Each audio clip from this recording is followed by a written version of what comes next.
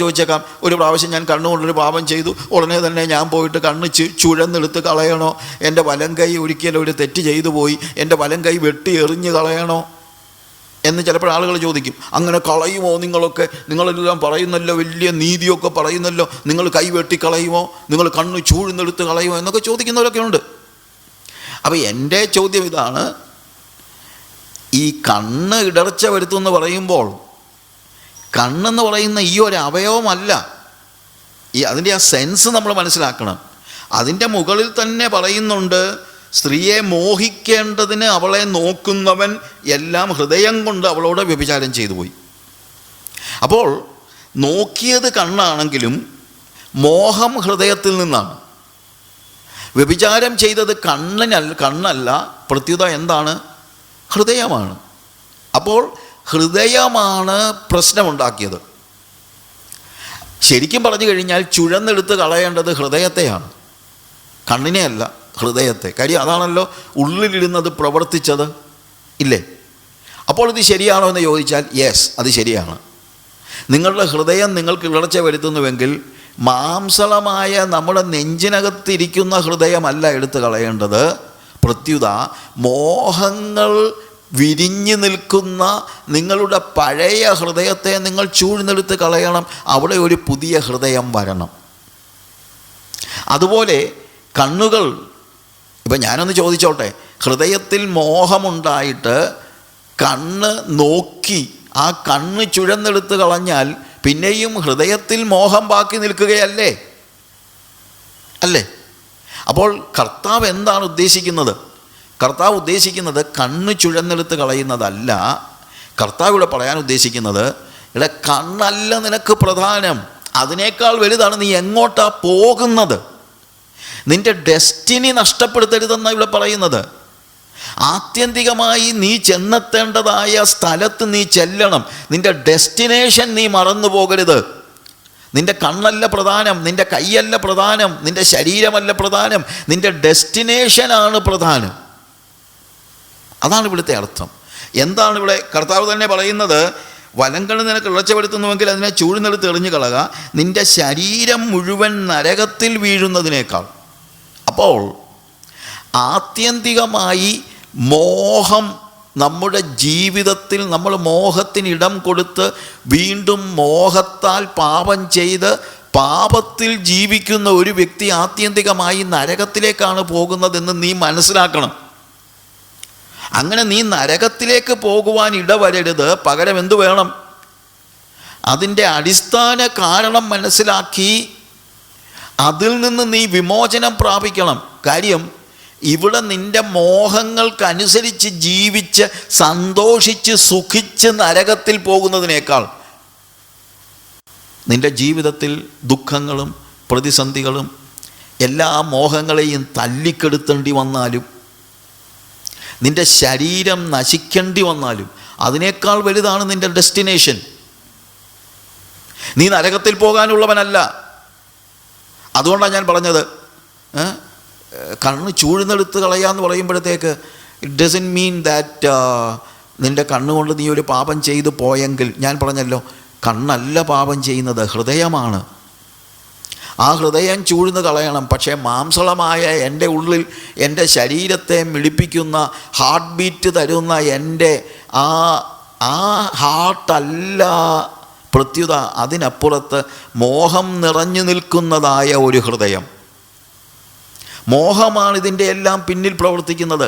ആ ഹൃദയത്തെയാണ് നമ്മൾ ചൂഴ്ന്നെടുത്ത് കളയുന്നതിന് പകരം അതിനെ നശിപ്പിച്ച് അഥവാ അതിനെ ഇല്ലാതെയാക്കി അതിനെ ക്രൂശിച്ച്, എൻ്റെ സെൽഫിനെ ക്രൂശിച്ച് അവിടെ യേശുവിനെ ജീവിക്കാൻ അനുവദിച്ച് എൻ്റെ പാപ ജീവിതത്തിൽ നിന്നും മോചനം പ്രാപിച്ച് ഞാൻ സ്വർഗത്തിലേക്ക് പോകാനാണ് നോക്കേണ്ടത്.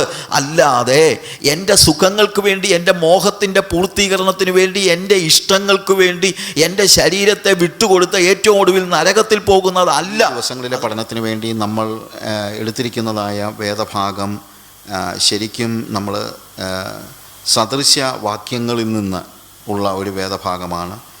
സദൃശ്യവാക്യങ്ങളിൽ അതിൻ്റെ 6-ാമത്തെ അധ്യായം, സദൃശ്യവാക്യങ്ങൾ 6-ാമത്തെ അധ്യായം അതിൻ്റെ 16 മുതൽ 19 വരെയുള്ള വാക്യങ്ങൾ ഞാനൊന്ന് വായിക്കാം.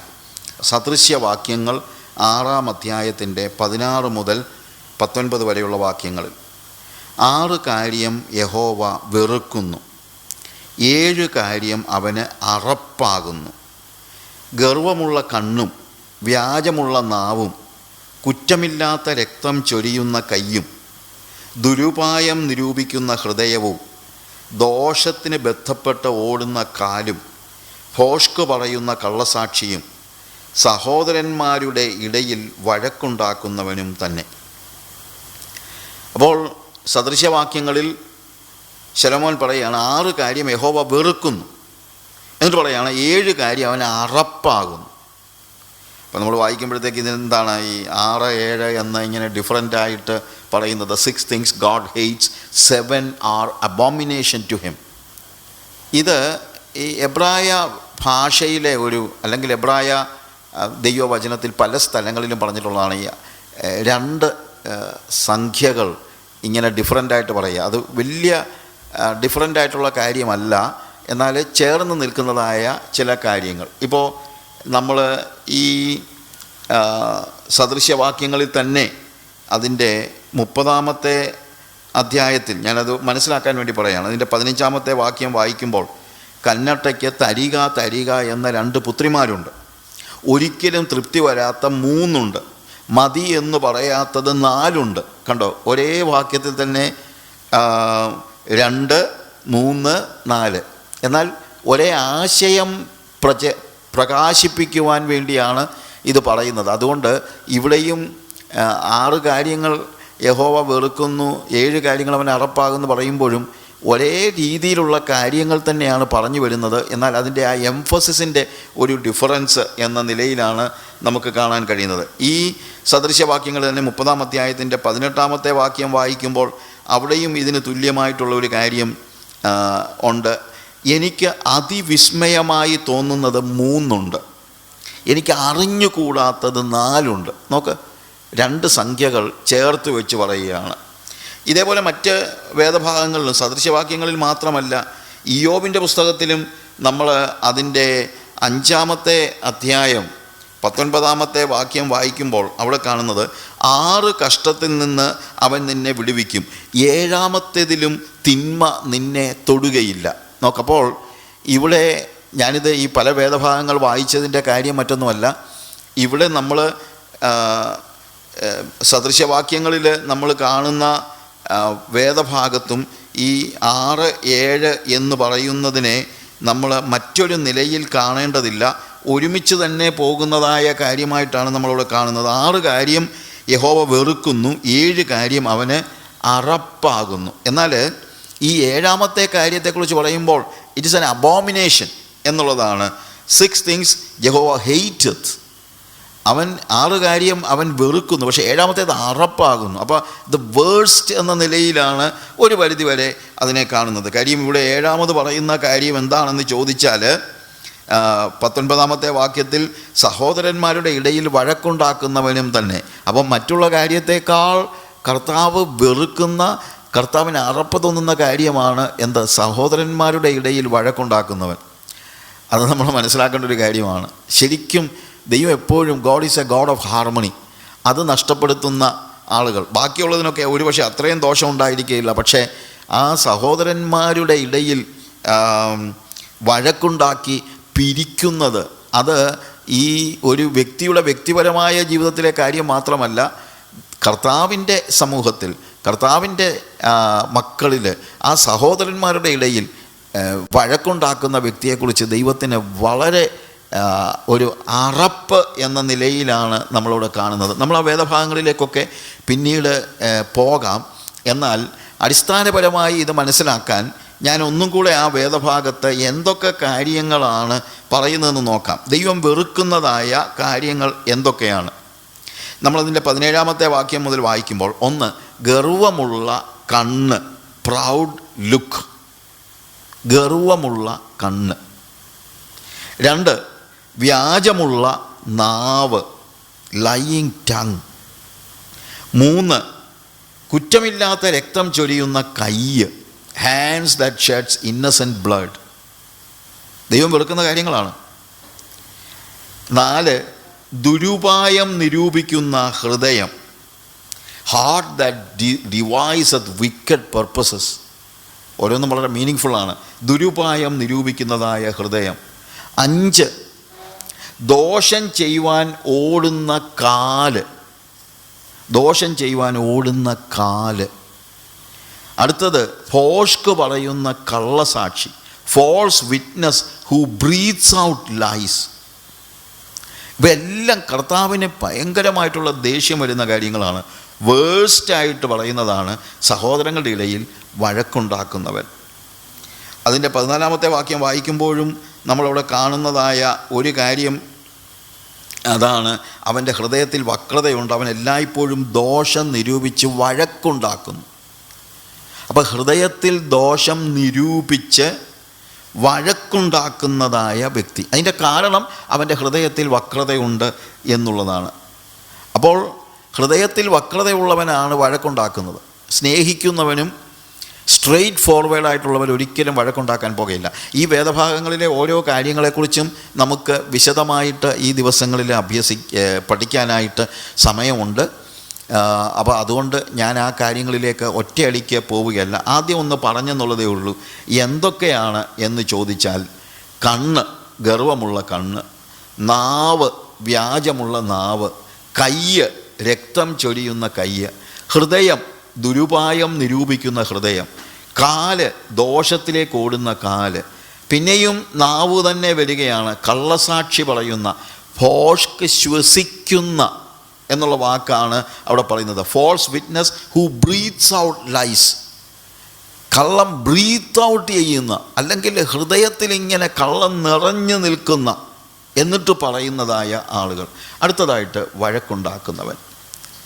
ഈ വേദഭാഗങ്ങളെല്ലാം വായിക്കുമ്പോൾ അവിടെ കാണുന്നത് ഹൃദയം, എല്ലാത്തിൻ്റെയും പിന്നിൽ ഹൃദയമുണ്ടെങ്കിലും ബാക്കിയുള്ള, അല്ലെങ്കിൽ ഹൃദയം ഉൾപ്പെടെ എല്ലാം നോക്കിക്കേ. കണ്ണ്, നാവ്, കയ്യ്, ഹൃദയം, കാല്, പിന്നെയും നാവ്, പിന്നെ ഹൃദയത്തിൽ ദോഷം നിരൂപിച്ച് വഴക്കുണ്ടാക്കുക. ഇതെല്ലാം ബേസിക്കലി ഇത് ഹൃദയവും അവയവങ്ങളുമാണ് നമ്മൾ കാണുന്നത്. അതാണ് നമ്മൾ ഈ വേദഭാഗത്ത് കൃത്യമായിട്ട് നമ്മൾ മനസ്സിലാക്കുന്നതായ ഒരു കാര്യം. അതിനെക്കുറിച്ച് തന്നെ നമ്മൾ പഠിക്കുന്നതും, പ്രത്യേകിച്ച് നമ്മുടെ അവയവങ്ങളെക്കുറിച്ച്, അല്ലെങ്കിൽ അത് എങ്ങനെ ദൈവസന്നിധിയിൽ ദൈവം വെറുക്കുന്നതിൽ നിന്ന് ദൈവം ഇഷ്ടപ്പെടുന്ന നിലയിലേക്ക് നമുക്ക് എങ്ങനെ കൊണ്ടുപോകാൻ പറ്റും എന്നുള്ള കാര്യത്തെക്കുറിച്ചാണ് നമ്മൾ ഈ ബൈബിൾ ക്ലാസ്സിൽ പഠിക്കാനായിട്ട് ഉദ്ദേശിക്കുന്നത്. അവിടെ ഹൃദയവും അവയവങ്ങളും തമ്മിലുള്ള ഒരു ബന്ധമുണ്ട്. ഹൃദയം എല്ലാത്തിൻ്റെയും പുറകിൽ, ഹൃദയം പ്രവർത്തിച്ചിട്ടാണ്. ഹൃദയത്തിൽ നിരൂപിച്ച് മോഹിച്ചിട്ട് അവയവങ്ങളിലൂടെ അത് പുറത്തു വരുന്നതാണ് നമ്മളിവിടെ കാണുന്നത്. അതായത് ഗർവമുള്ള കണ്ണിനും അതിൻ്റെ ഉള്ളിലൊരു ഹൃദയത്തിൻ്റെ പശ്ചാത്തലമുണ്ട്. വ്യാജമുള്ള നാവും, നാക്ക് മാത്രമായിട്ട്, മാംസളമായ കണ്ണുകളോ നാവോ അല്ലെങ്കിൽ കയ്യോ കാലോ ഒന്നുമല്ല, അതിനെ നിയന്ത്രിക്കുന്ന, അതിനെ പ്രോംപ്റ്റ് ചെയ്യുന്ന, അതിനെ ഈ രീതിയിലാക്കി തീർക്കുന്നത്, അതിൻ്റെ പിന്നിൽ പ്രവർത്തിക്കുന്ന ഹൃദയമാണ് എന്നുള്ളത് നമ്മൾ മറന്നു പോകാനായിട്ട് പാടില്ല. അപ്പോൾ ഹൃദയമാണ് ഇതിൻ്റെ അടിസ്ഥാനപരമായ ഒരു കാര്യം. ആ ഹൃദയത്തിലെ ദോഷ നിരൂപണങ്ങളാണ്, മോഹങ്ങളാണ്, ആഗ്രഹങ്ങളാണ് പാപമായിട്ട്, അതായത് ഹൃദയത്തിൽ മോഹം ഉരുവിട്ടിട്ട് അത് അവയവങ്ങളിൽ പാപമായി പരിണമിക്കുകയാണ്. അപ്പോൾ അടിസ്ഥാനപരമായി ഹൃദയത്തിൽ മോഹമുള്ളത് കൊണ്ടാണ് അവയവങ്ങളിൽ പാപം പെരുകി വരുന്നത്. അപ്പോൾ അതാണ് നമ്മൾ മനസ്സിലാക്കുക. അതുകൊണ്ടാണ് ഞാൻ പറഞ്ഞത് ഇതിനകത്ത് ഹൃദയവും അവയവങ്ങളും ഒരുപോലെ ബന്ധപ്പെട്ട് കിടക്കുന്നു എന്ന് പറയാനുള്ളതായ കാര്യം. അതുകൊണ്ട് ഈ അവയവങ്ങൾ നമ്മളെ വഞ്ചിക്കരുത്. നമ്മുടെ അവയവങ്ങൾ, ഞാൻ പറഞ്ഞല്ലോ, അവയവങ്ങൾ എന്ന് പറയുമ്പോൾ ആ പുറമേ കാണുന്ന അവയവങ്ങൾ മാത്രമല്ല, ആ അവയവങ്ങൾ അതിൻ്റെ പ്രവൃത്തി, ഹൃദയമാണ് അതിൻ്റെ പിന്നിൽ പ്രവർത്തിക്കുന്നതെന്ന് നമ്മൾ കണ്ടു. അതിനെക്കുറിച്ച് നമ്മൾ വീണ്ടും പഠിക്കുന്നുണ്ട്.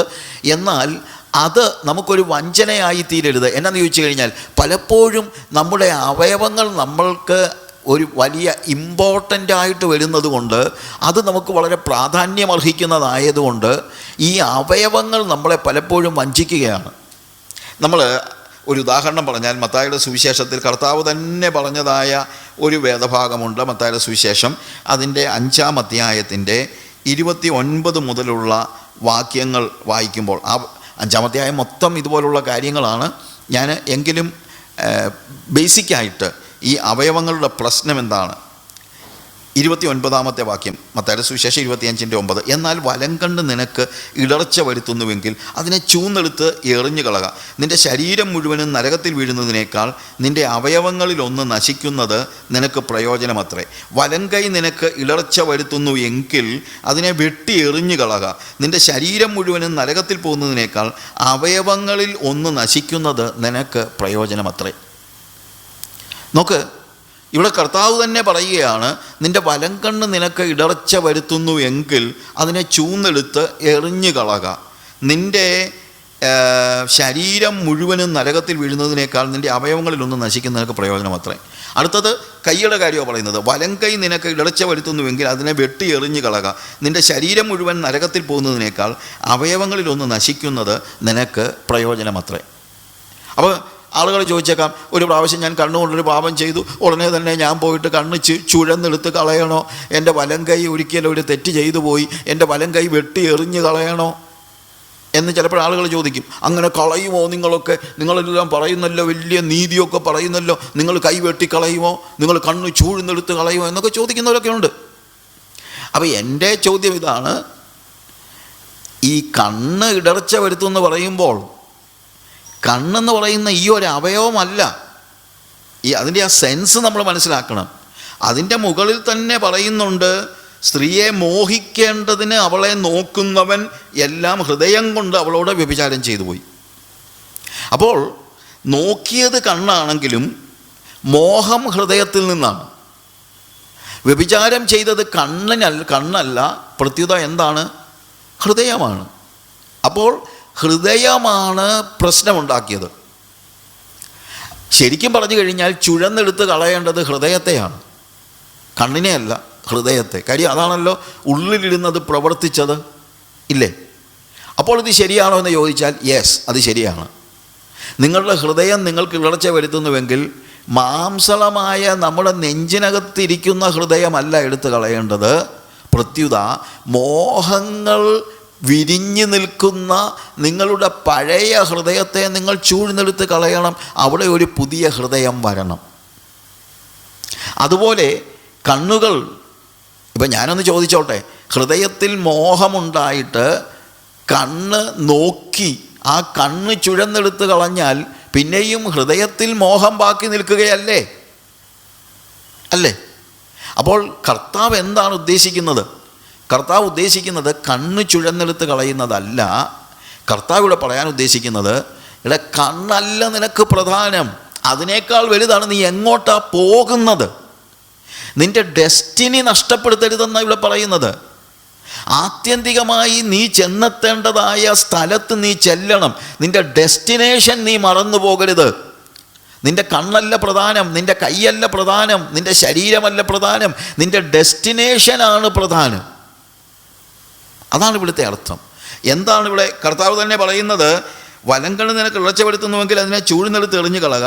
നിൻ്റെ ശരീരം മുഴുവൻ നരകത്തിൽ വീഴുന്നതിനേക്കാൾ. അപ്പോൾ ആത്യന്തികമായി മോഹം നമ്മുടെ ജീവിതത്തിൽ, നമ്മൾ മോഹത്തിന് ഇടം കൊടുത്ത് വീണ്ടും മോഹത്താൽ പാപം ചെയ്ത് പാപത്തിൽ ജീവിക്കുന്ന ഒരു വ്യക്തി ആത്യന്തികമായി നരകത്തിലേക്കാണ് പോകുന്നതെന്ന് നീ മനസ്സിലാക്കണം.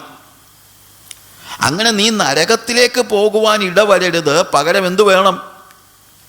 അതിൻ്റെ അടിസ്ഥാന കാരണം മനസ്സിലാക്കി അതിൽ നിന്ന് നീ വിമോചനം പ്രാപിക്കണം. കാര്യം ഇവിടെ നിൻ്റെ മോഹങ്ങൾക്കനുസരിച്ച് ജീവിച്ച് സന്തോഷിച്ച് സുഖിച്ച് നരകത്തിൽ പോകുന്നതിനേക്കാൾ നിൻ്റെ ജീവിതത്തിൽ ദുഃഖങ്ങളും പ്രതിസന്ധികളും എല്ലാ മോഹങ്ങളെയും തല്ലിക്കെടുത്തേണ്ടി വന്നാലും നിൻ്റെ ശരീരം നശിക്കേണ്ടി വന്നാലും അതിനേക്കാൾ വലുതാണ് നിൻ്റെ ഡെസ്റ്റിനേഷൻ. നീ നരകത്തിൽ പോകാനുള്ളവനല്ല. അതുകൊണ്ടാണ് ഞാൻ പറഞ്ഞത്, കണ്ണ് ചൂഴ്ന്നെടുത്ത് കളയാന്ന് പറയുമ്പോഴത്തേക്ക് ഇറ്റ് ഡസൻറ്റ് മീൻ ദാറ്റ് നിൻ്റെ കണ്ണുകൊണ്ട് നീ ഒരു പാപം ചെയ്തു പോയെങ്കിൽ, ഞാൻ പറഞ്ഞല്ലോ കണ്ണല്ല പാപം ചെയ്യുന്നത്, ഹൃദയമാണ്. ആ ഹൃദയം ചൂഴ്ന്ന് കളയണം. പക്ഷേ മാംസളമായ എൻ്റെ ഉള്ളിൽ എൻ്റെ ശരീരത്തെ മിടിപ്പിക്കുന്ന ഹാർട്ട് ബീറ്റ് തരുന്ന എൻ്റെ ആ ഹാർട്ടല്ല പ്രത്യുത, അതിനപ്പുറത്ത് മോഹം നിറഞ്ഞു നിൽക്കുന്നതായ ഒരു ഹൃദയം. മോഹമാണ് ഇതിൻ്റെ എല്ലാം പിന്നിൽ പ്രവർത്തിക്കുന്നത്. ആ ഹൃദയത്തെയാണ് നമ്മൾ ചൂഴ്ന്നെടുത്ത് കളയുന്നതിന് പകരം അതിനെ നശിപ്പിച്ച് അഥവാ അതിനെ ഇല്ലാതെയാക്കി, അതിനെ ക്രൂശിച്ച്, എൻ്റെ സെൽഫിനെ ക്രൂശിച്ച് അവിടെ യേശുവിനെ ജീവിക്കാൻ അനുവദിച്ച് എൻ്റെ പാപ ജീവിതത്തിൽ നിന്നും മോചനം പ്രാപിച്ച് ഞാൻ സ്വർഗത്തിലേക്ക് പോകാനാണ് നോക്കേണ്ടത്. അല്ലാതെ എൻ്റെ സുഖങ്ങൾക്ക് വേണ്ടി, എൻ്റെ മോഹത്തിൻ്റെ പൂർത്തീകരണത്തിന് വേണ്ടി, എൻ്റെ ഇഷ്ടങ്ങൾക്ക് വേണ്ടി എൻ്റെ ശരീരത്തെ വിട്ടുകൊടുത്ത് ഏറ്റവും ഒടുവിൽ നരകത്തിൽ പോകുന്നതല്ല. അതിനേക്കാൾ വലുതാണ് എല്ലാം നഷ്ടപ്പെട്ടാലും, എൻ്റെ സുഖങ്ങളൊക്കെ എനിക്കില്ലാതെയായാലും, എല്ലാ രീതിയിലും എൻ്റെ ജീവിതത്തിൽ പ്രതിസന്ധികളിലൂടെ ഞാൻ കടന്നു പോകേണ്ടി വന്നാലും ഒരു വിശുദ്ധ ജീവിതം ജീവിച്ച് ദുർമോഹങ്ങളിൽ നിന്ന് മോചനം പ്രാപിച്ച് ദൈവിക മോഹങ്ങളിൽ എൻ്റെ ഹൃദയത്തെ കൊടുത്ത് ദൈവത്തെ വാഞ്ചിച്ചു മോഹിച്ചു പോകുന്ന, ഒരു സ്ത്രീയെ കാണുമ്പോൾ മോഹിക്കുന്നതോ, വസ്തു കാണുമ്പോൾ മോഹിക്കുന്നതോ, ഒരു കാറ് കാണുമ്പോൾ മോഹിക്കുന്നതോ ഒക്കെ ആത്യന്തികമായി പാപത്തിലേക്ക് നമ്മളെ നയിക്കുമെങ്കിൽ, സങ്കീർത്തനക്കാരൻ പറയുന്നു, എൻ്റെ ഹൃദയം ദൈവത്തിന് വേണ്ടി കാംക്ഷിക്കുന്നു, വാഞ്ചിച്ച് മോഹിച്ചു പോകുന്നു, അല്ലേ? അപ്പോൾ അങ്ങനെ ഒരവസ്ഥയുണ്ട്. മോഹം അവിടെ നിന്ന് ഇവിടേക്ക് മാറണം. ലൗകിക മോഹങ്ങളിൽ നിന്ന് യേശുവിനെ മോഹിക്കുവാൻ, യേശുവിനെ ഇഷ്ടപ്പെടുവാൻ വാഞ്ചിച്ച് മോഹിച്ചു പോകുന്ന ഒരു സ്റ്റേജ്, അത് നമ്മളെ നിത്യജീവങ്കലേക്കാണ് കൊണ്ടുപോകുന്നത്. അത് കൊണ്ടുപോകണമെങ്കിൽ ദുർമോഹങ്ങൾ വിതയ്ക്കുന്ന എൻ്റെ ഹൃദയത്തിനൊരു വ്യതിയാനം വന്നേ മതിയാകുള്ളൂ. ചിലപ്പോൾ എൻ്റെ പഴയ ഹൃദയത്തെ പറിച്ചു മാറ്റി ഒരു പുതിയ ഹൃദയത്തെ നടേണ്ടി വരും. 51-ാം സങ്കീർത്തനത്തിൽ ദാവീദ് പറയുന്നത്, കർത്താവേ, എനിക്ക് നിർമ്മലമായ ഒരു ഹൃദയത്തെ നൽകണമേ എന്നാണ് പറയുന്നത്. Yes, we need A heart, A new heart. അങ്ങനെ നിർമ്മലമായ ഹൃദയം, ദുർമോഹങ്ങളിൽ നിന്ന് വിമുക്തി പ്രാപിച്ച ഒരു ഹൃദയം, അത് വേണമെങ്കിൽ മോഹത്തിന് അധീനമായ ഹൃദയവും ആ ഹൃദയത്തെ അംഗീകരിച്ച് അനുസരിക്കുന്നതായ എൻ്റെ അവയവങ്ങളും ആ അവസ്ഥയ്ക്ക് മാറ്റം വരണം.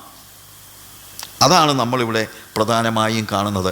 അവയവങ്ങൾ നമ്മളെ വഞ്ചിക്കരുത്. അവയവങ്ങളിലൂടെ പുറത്തു വരുന്നതായ പാപങ്ങൾ നമ്മുടെ ഡെസ്റ്റിനി നഷ്ടപ്പെടുത്തരുത്. ഞാൻ പറഞ്ഞല്ലോ, അവയവങ്ങളിലൂടെ പുറത്തു വരുന്ന പാപങ്ങളുടെ പിന്നിലുള്ളത് ഹൃദയമാണ്. ഹൃദയത്തിൽ നിരൂപണങ്ങൾ ഉണ്ടാകുന്നു, അവയവങ്ങളിൽ പാപം വിരിയുന്നു. ഇതാണ് കാണുന്നത്.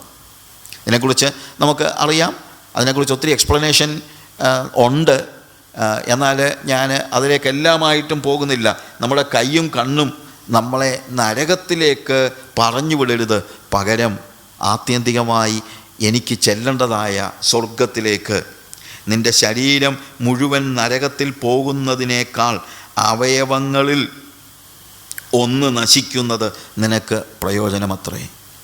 എൻ്റെ കൈയുടെ മോഹങ്ങൾ, എൻ്റെ കണ്ണിൻ്റെ മോഹങ്ങൾ, അതിനെ ഇല്ലായ്മ ചെയ്ത് വെറുതെ മാംസളമായ എൻ്റെ കൈ വെട്ടിക്കളയുന്നതല്ല, എൻ്റെ കൈകളുടെ പ്രവൃത്തികളെ എറിഞ്ഞു കളഞ്ഞ്, അതായത് മോഹം എന്നിൽ വിരിയിക്കുന്നതായ പാപപ്രവൃത്തികളെ എറിഞ്ഞു കളഞ്ഞ്, വെട്ടിയെറിഞ്ഞു കളഞ്ഞ്, അരിഞ്ഞു കളഞ്ഞ്, പകരം ആ സ്വർഗീയ മോഹങ്ങളിൽ എൻ്റെ കൈകൾ, എൻ്റെ കണ്ണുകൾ, എൻ്റെ ചെവികൾ, എൻ്റെ നാവ്, എൻ്റെ കാലുകൾ, എൻ്റെ ഹൃദയം, അത് ആ ദൈവിക മോഹങ്ങളിൽ, അതിൽ നിന്ന് വിരിയുന്ന ആ നന്മയുടെ, നീതിയുടെ പ്രവൃത്തിയിലേക്ക് വളർന്നു വരുവാൻ തക്കവണ്ണം ഇടയാകണം. കാര്യം അതാണ് നമ്മളെ ആത്യന്തികമായി സ്വർഗത്തിലേക്ക് കൊണ്ടുപോകുന്നത് എന്ന് നമ്മൾ മനസ്സിലാക്കണം. അപ്പോൾ എൻ്റെ അവയവങ്ങളിൽ നാച്ചുറലി പലപ്പോഴും ഇതുപോലുള്ള പാപത്തിൻ്റെ ഒരു ബഹിർസ്ഫുരണം ഉണ്ടാകുമ്പോൾ നമ്മൾ അതിന് നമ്മുടെ അവയവങ്ങളെ വിട്ടുകൊടുക്കാതെ വണ്ണം ഞാൻ അലേർട്ടായിരിക്കണം. അല്ലാതെ അതൊക്കെ കർത്താവ് ചെയ്തോളും എന്ന് മാത്രം നമ്മൾ പറയുന്നതിനകത്ത് കാര്യമില്ല. Yes, the Lord will help you, but it is you who decide. എനിക്കിത് വേണ്ട എന്നുള്ള ഒരു തീരുമാനം. ശരിക്കും വേദപുസ്തക ഭാഷയിൽ പറഞ്ഞാൽ നമ്മൾ ഒരു ഉടമ്പടി നമ്മുടെ അവയവങ്ങളുമായിട്ട് ചെയ്യണം. ഉടമ്പടി.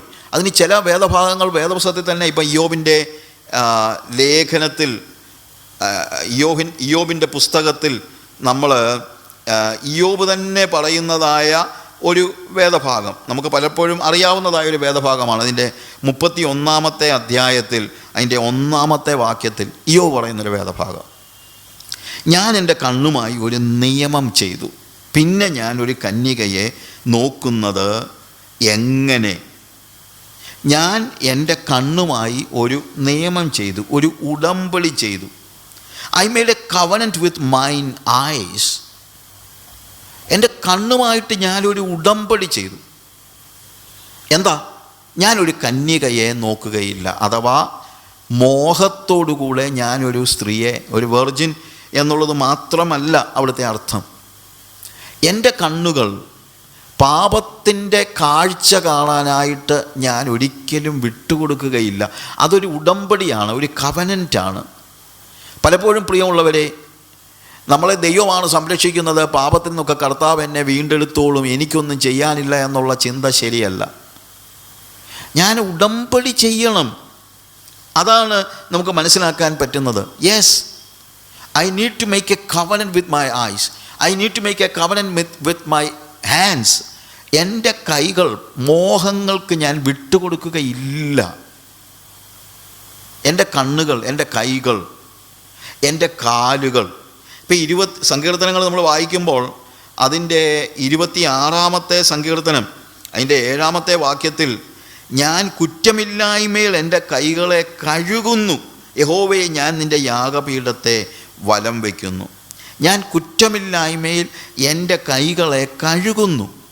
നോക്കുക, എത്ര ക്ലിയറായിട്ട് നമ്മൾ അവിടെ കാണുന്ന ഒരു കാര്യമാണ്. ഞാൻ കുറ്റമില്ലായ്മയിൽ എൻ്റെ കൈകളെ കഴുകുന്നു. 6-ാമത്തെ വാക്യത്തിലാണത് ഇംഗ്ലീഷിൽ. I will wash my hands in innocency. See, I will wash my hands in innocency. പ്രിയമുള്ളവരെ, ഇതൊരു ബോധപൂർവമായ പ്രവൃത്തിയാണ്. എൻ്റെ കൈകൾ കുറ്റത്തിനകത്ത് പെടുത്തിക്കളയാൻ എനിക്ക് ആഗ്രഹമില്ല. കുറ്റമില്ലായ്മയിൽ എൻ്റെ കൈകളെ കഴുകണം. നിങ്ങളിത് കേൾക്കുമ്പോൾ ഏത് സമയത്തും അതിനുള്ള ഒരു ഉടമ്പടി നമ്മൾ ചെയ്യണം. നമ്മൾ പറയണം, കർത്താവേ ഞാനിത് ചെയ്യില്ല. കർത്താവ് ആ കരുണ ചെയ്യുന്നതും കൃപ ചെയ്യുന്നതും, പക്ഷെ തീരുമാനമെടുക്കുന്നത് നമ്മളാണ്. അത് നമ്മൾ മനസ്സിലാക്കണം. നമ്മളങ്ങനെ ഒരു തീരുമാനമെടുത്തു കഴിഞ്ഞാൽ ദൈവം സഹായിക്കും. പക്ഷെ തീരുമാനമെടുക്കുന്നത് നമ്മളാണ്. ദൈവം തീർച്ചയായിട്ടും സഹായിക്കും. ഇപ്പോൾ 3 എബ്രായ ബാലന്മാരുടെ ചരിത്രം നമുക്കറിയാമല്ലോ. അവരെ സംബന്ധിച്ചിടത്തോളം അവരെ തീയിലേക്ക് എറിഞ്ഞു കളയുവാൻ അവിടുത്തെ രാജാവ് തീരുമാനമെടുത്തു. കാരണം അവരൊരു വിഗ്രഹത്തെ നമസ്കരിക്കണം. നമുക്ക് ആ പശ്ചാത്തലം അറിയാം.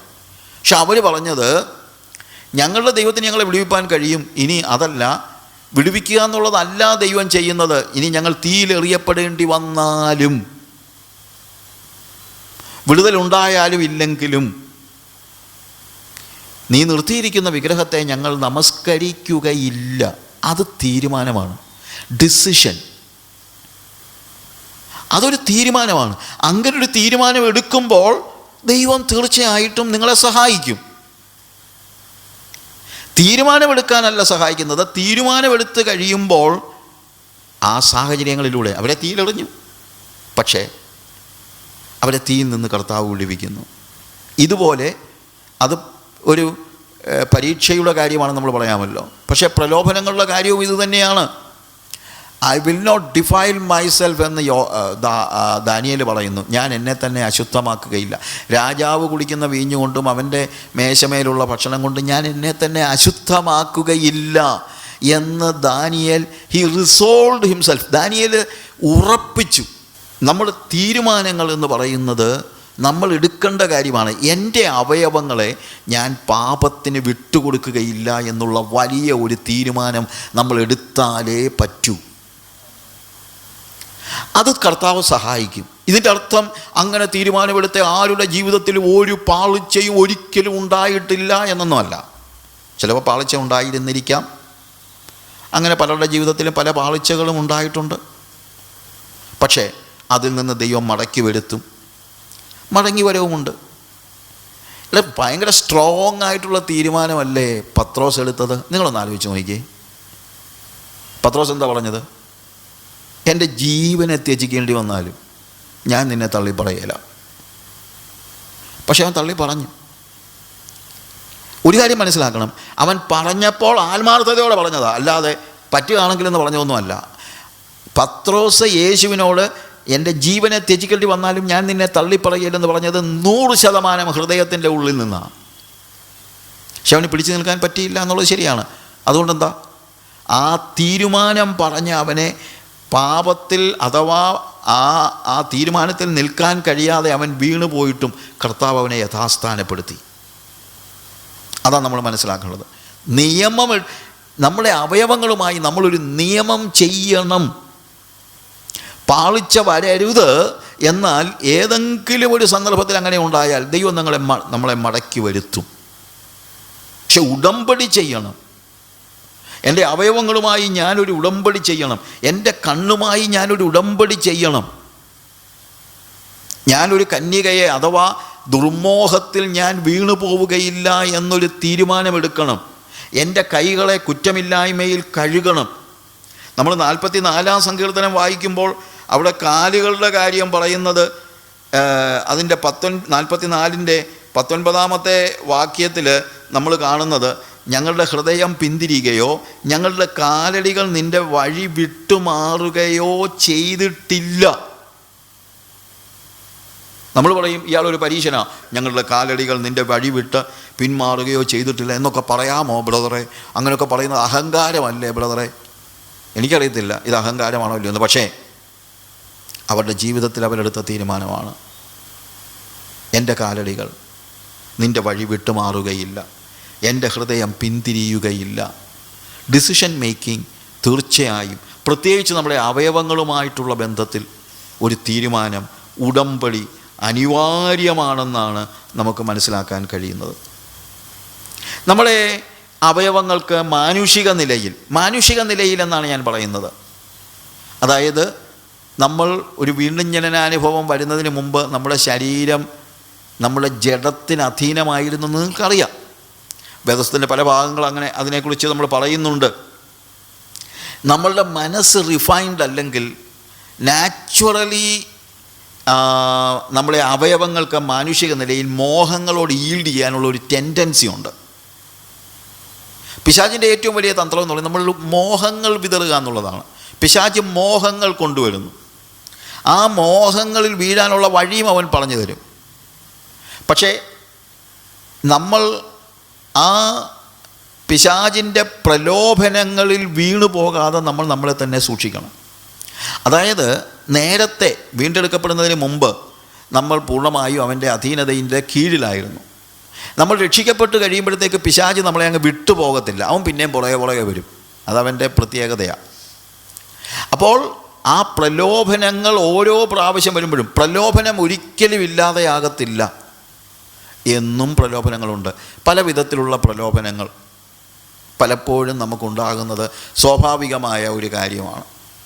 അതിന് പ്രായവ്യത്യാസമൊന്നുമില്ല. ഒരു പ്രായമായ ഒരു അപ്പച്ചൻ്റെ അടുത്ത് ഒത്തിരി ദീർഘവർഷങ്ങളായിട്ട് കർത്താവിനെ വളരെ ആത്മാർത്ഥതയോടെ സേവിച്ച ഒരു അപ്പച്ചനാണ്. ആ അപ്പച്ചൻ്റെ അടുത്ത് ചെറുപ്പക്കാർ കുറച്ച് പിള്ളേർ ചെന്നിട്ട് പറഞ്ഞു, അപ്പച്ച ഞങ്ങളൊരു കാര്യം അറിയാനാണ് വന്നത്. എന്താ മക്കളെ? അല്ല, ഞങ്ങൾക്കൊക്കെ ഒത്തിരി പ്രലോഭനങ്ങളുണ്ട്. അപ്പം ഞങ്ങൾക്ക് അറിയേണ്ടത് ഏത് പ്രായം വരെ ഈ പ്രലോഭനങ്ങൾ കാണും, എന്നാണ് ഈ പ്രലോഭനങ്ങൾ ഇല്ലാതെയാകുന്നത്? എന്നെ അപ്പച്ചൻ ഇവളുടെ മുഖത്ത് നോക്കിയിട്ട് പറഞ്ഞു, കുഞ്ഞുങ്ങളെ ഏത് പ്രായത്തിലാണ് ഇതൊന്നും ഇല്ലാതാകുന്നതെന്ന് എനിക്ക് അത്രയും അറിയത്തില്ല. പക്ഷേ ഒരു കാര്യം അറിയാം, 80 വയസ്സ് വരെ എന്താണെങ്കിലും കാണുമെന്ന്. കാര്യം എനിക്കിപ്പോൾ 80 വയസ്സായി. അപ്പോൾ ഏത് പ്രായത്തിലും പല പ്രലോഭനങ്ങൾ നമുക്കുണ്ടാകാം. ഒരു പക്ഷേ സുഖമായിട്ട് വലിയ ഒരു കെട്ടിടം പണിയുന്ന കാര്യത്തിലോ എന്തെങ്കിലും കാര്യമായിക്കോട്ടെ, സംഹൗ മോഹങ്ങൾ എപ്പോഴും പ്രലോഭനങ്ങളായിട്ട് നമ്മുടെ മുമ്പിൽ വരുന്നത് ഒരു കോമൺ ആയിട്ടുള്ള കാര്യമാണ്. അത് വരുമ്പോൾ ഒരിക്കൽ നമുക്ക് ഇതിനോട് എതിർത്ത് നിൽക്കാനുള്ള ശക്തി ഇല്ലായിരുന്നു. കാര്യം നമ്മൾ അതിൻ്റെ അടിമകളായിരുന്നു. ഓരോ വാക്യങ്ങൾ വായിക്കുമ്പോൾ നമുക്ക് മനസ്സിലാക്കാൻ കഴിയുന്ന ഒരു കാര്യമുണ്ട്. എന്നാൽ ഇപ്പോൾ അങ്ങനെയല്ല. ഈ 2 അവസ്ഥകളും നമ്മൾ മനസ്സിലാക്കണം. റോമാലേഖനം അതിൻ്റെ 7-ാം അധ്യായത്തിലേക്ക് വരുമ്പോൾ അതിൻ്റെ 5-ാമത്തെ വാക്യത്തിൽ നമ്മൾ കാണുന്നു, നാം ജഡത്തിലായിരുന്നപ്പോൾ ന്യായപ്രമാണത്താൽ ഉളവായ പാപരാഗങ്ങൾ മരണത്തിന് ഫലം കായ്ക്കത്തക്കവണ്ണം നമ്മുടെ അവയവങ്ങളിൽ വ്യാപരിച്ചു പോന്നു. നാം ജഡത്തിലായിരുന്നപ്പോൾ. അപ്പോൾ ഇത് വായിക്കുമ്പോൾ നമ്മൾ മനസ്സിലാക്കണം, നാം ജഡത്തിലായിരുന്നപ്പോൾ എന്ന് പറയുന്നത് പാസ്റ്റ് ടെൻസാണ് പറയുന്നത്, പ്രസൻറ്റ് ടെൻസ് അല്ല. ചിലപ്പോൾ ആളുകൾ പറയുന്നത് കേട്ടിട്ടുണ്ട്, എൻ്റെ ബ്രദറെ നമ്മൾ ജഡത്തിലല്ലയോ ബ്രദറെ ജീവിക്കുന്നതെന്ന്. പ്രിയമുള്ളവരെ, നമ്മൾ ജീവിക്കുന്നത് ശരീരത്തിലാണ്, പക്ഷേ ജഡത്തിലല്ല. ഇത് രണ്ടും ഡിഫറൻ്റാണ്. പക്ഷേ ചില സ്ഥലങ്ങളിൽ വേദപുസ്തകത്തിൽ തന്നെ ഈ രണ്ട് വാക്കുകൾ ഒരുപോലെ ഉപയോഗിച്ചിട്ടുണ്ട്. അതുകൊണ്ട് നമുക്ക് പലപ്പോഴും കൺഫ്യൂഷൻ ഉണ്ടാകും.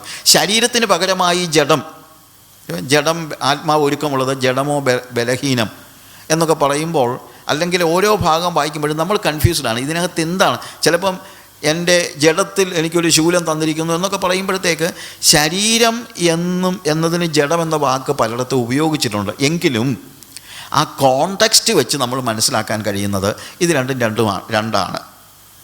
പൗലോസ് ഇവിടെ പറയുന്നത് നാം ജഡത്തിലായിരുന്നപ്പോൾ എന്നാണ്. അതൊരു പാസ്റ്റ് എക്സ്പീരിയൻസ് ആണ്. ഇപ്പോൾ നമ്മൾ ശരീരത്തിലാണ്, എന്നാൽ നാം ജഡത്തിന് അധീനരല്ല. കാരണം അന്ന് ജഡത്തിലായിരുന്നപ്പോൾ ന്യായപ്രമാണത്താൽ ഉളവായ പാപരാഗങ്ങൾ, സിൻഫുൾ പാഷൻസ്, അന്ന് നമുക്ക് സിൻഫുൾ പാഷൻസ്, പാപരാഗങ്ങൾ മരണത്തിന് ഫലം കായ്ക്കത്തക്കവണ്ണം നമ്മുടെ അവയവങ്ങളിൽ വ്യാപരിച്ചു പോന്നു. നമ്മുടെ അവയവങ്ങളിൽ നമ്മളെ മരണത്തിലേക്ക് അഥവാ ആത്യന്തിക നരകത്തിലേക്ക് നമ്മളെ നയിക്കത്തക്ക രീതിയിൽ ജഡത്തിൽ ഈ പാപരാഗങ്ങൾ അതിൻ്റെ ഫലം കായ്ക്കത്തക്കവണ്ണം അവയവങ്ങളിൽ വ്യാപരിച്ചു പോകുന്നു, നമ്മുടെ ശരീരങ്ങളിൽ. അപ്പം ജഡം നമ്മളിൽ ആധിപത്യം നടത്തിയിരുന്നതായ ഒരു സന്ദർഭം ഉണ്ട്, ആധിപത്യം. എന്നാൽ 7-ാം അധ്യായത്തിൻ്റെ തന്നെ നമ്മളതിൻ്റെ 23-ാം വാക്യം വായിക്കുമ്പോൾ അവിടെ, എങ്കിലും എൻ്റെ ബുദ്ധിയുടെ പ്രമാണത്തോട് പോരാടുന്ന വേറൊരു പ്രമാണം ഞാൻ എൻ്റെ അവയവങ്ങളിൽ കാണുന്നു, അതെൻ്റെ അവയവങ്ങളിലുള്ള പാപപ്രമാണത്തിന് എന്നെ ബദ്ധനാക്കി കളയുന്നു എന്ന വേദഭാഗം. പലപ്പോഴും ആളുകൾ ഈ 7-ാം അധ്യായത്തെക്കുറിച്ച് പൗലോസ് റോമാലേഖനം 7-ാം അധ്യായത്തിൽ പറയുന്നത് ഇപ്പോഴത്തെ അവസ്ഥയാണെന്ന് പലപ്പോഴും ആളുകൾ ചിന്തിക്കാറുണ്ട്. എന്നാൽ റോമാലേഖനം 7-ാം അധ്യായവും റോമാലേഖനം 8-ാം അധ്യായവും രണ്ടവസ്ഥകളാണ്. റോമാലേഖനം 7-ാം അധ്യായത്തിൽ, ഞാനതിനെക്കുറിച്ച് നേരത്തെ പല ബൈബിൾ ക്ലാസ്സുകളിൽ പറഞ്ഞിട്ടുണ്ട്, റോമാലേഖനം 7-ാം അധ്യായത്തിൽ നമ്മുടെ പഴയ അവസ്ഥയാണ് പ്രധാനമായും പറയുന്നത്. ആ പഴയ അവസ്ഥയിൽ നമ്മുടെ ബുദ്ധിയുടെ പ്രമാണത്തോട് പോരാടുന്ന വേറൊരു പ്രമാണം എൻ്റെ അവയവങ്ങളിൽ കാണുന്നു, അത് എൻ്റെ അവയവങ്ങളിലുള്ള പാപപ്രമാണത്തിന് എന്നെ ബദ്ധനാക്കി കളയുന്നു, അതെന്നെ സ്ലേവ് ആക്കുകയാണ്, ക്യാപ്റ്റിവിറ്റിയാണ്. എന്നിട്ടാണ് പൗലോസ് പറയുന്നത്, അയ്യോ ഞാൻ അരിഷ്ട മനുഷ്യൻ, ഈ മരണത്തിന് അധീനമായ ശരീരത്തിൽ നിന്ന് എന്നെ ആര് വിടുവിക്കും? ഈ മരണത്തിന് അധീനമായ ശരീരത്തിൽ നിന്ന് എന്നെ ആര് വിടുവിക്കും? പലപ്പോഴും ഉണ്ടാകുന്ന ഒരു പ്രശ്നം എന്നറിയാമോ?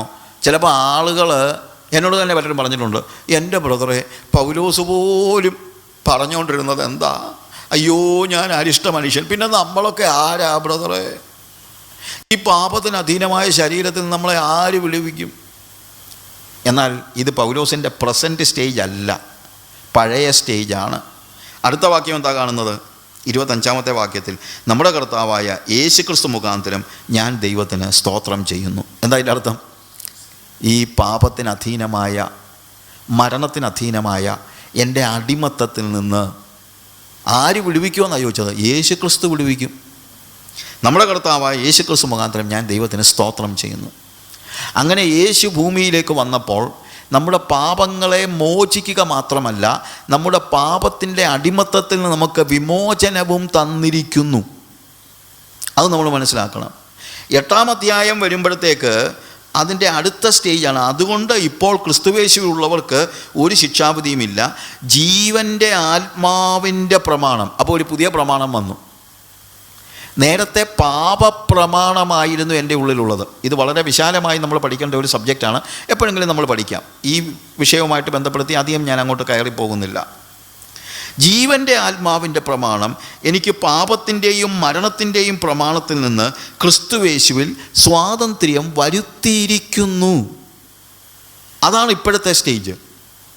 സ്വാതന്ത്ര്യം വരുത്തിയിരിക്കുന്നു. അതുകൊണ്ട് നമ്മളിപ്പോൾ പാപത്തിൻ്റെ അടിമകളല്ല, പക്ഷേ പാപത്തിൻ്റെ പ്രലോഭനങ്ങൾ ഇപ്പോഴും നമുക്കുണ്ട് എന്നുള്ളത് ഒരു യാഥാർത്ഥ്യമാണ്. കാരണം നമ്മളിപ്പോൾ വസിക്കുന്നത് ജഡത്തിലല്ല, ശരീരത്തിലാണ്. എന്നാൽ ഈ ശരീരം ദീർഘവർഷങ്ങൾ ജഡം ഭരിച്ചുകൊണ്ടിരുന്ന ഒരു ശരീരമാണ്. അതുകൊണ്ട് നാച്ചുറലി ഈ ശരീരത്തിന് ജഡം ഇത്രയും നാൾ ഭരിച്ചത് കൊണ്ടുള്ള ചില തഴക്കങ്ങളും പഴക്കങ്ങളും ഒക്കെ ഉണ്ട്. എഫേസ്യ ലേഖനം 2-ാം അധ്യായത്തിൽ നമ്മൾ അതിൻ്റെ 1 മുതലുള്ള വാക്യങ്ങൾ നിങ്ങൾ വായിക്കുക. 1-ാമത്തെ വാക്യത്തിൽ അതിക്രമങ്ങളാലും പാപങ്ങളാലും മരിച്ചവരായിരുന്ന നിങ്ങളെയും അവൻ ഉയിർപ്പിച്ചു. അപ്പോൾ മരിച്ചവരായിരുന്നു, അതിക്രമങ്ങളാലും പാപങ്ങളാലും മരിച്ചവരായിരുന്നു നമ്മൾ. എന്നാൽ ഇപ്പോൾ നമ്മൾ മരിച്ചവരല്ല. അതാണ് നമ്മൾ മനസ്സിലാക്കേണ്ടത്. അവയിൽ നിങ്ങൾ മുമ്പേ ഈ ലോകത്തിൻ്റെ കാലഗതിയെയും ആകാശത്തിലെ അധികാരത്തിനും അനുസരണക്കേടിൻ്റെ മക്കളിൽ ഇപ്പോൾ വ്യാപരിക്കുന്ന ആത്മാവിനും അധിപതിയായവനെയും അനുസരിച്ച് നടന്നു. പണ്ട് നമ്മൾ ഇതൊക്കെ അനുസരിച്ചാണ് നടന്നത്. വേറൊരു ആത്മാവിനെ അനുസരിച്ച് വേറൊരു ആത്മാവിൽ ആണ് നടന്നത്. അങ്ങനെ അനുസരണക്കേടിൻ്റെ മക്കളിൽ ഇപ്പോൾ വ്യാപരിക്കുന്നു. അപ്പോൾ ഇപ്പോഴും അനുസരണക്കേടിൻ്റെ മക്കളിൽ അതേ ആത്മാവ് തന്നെയാണ്. ഏത്?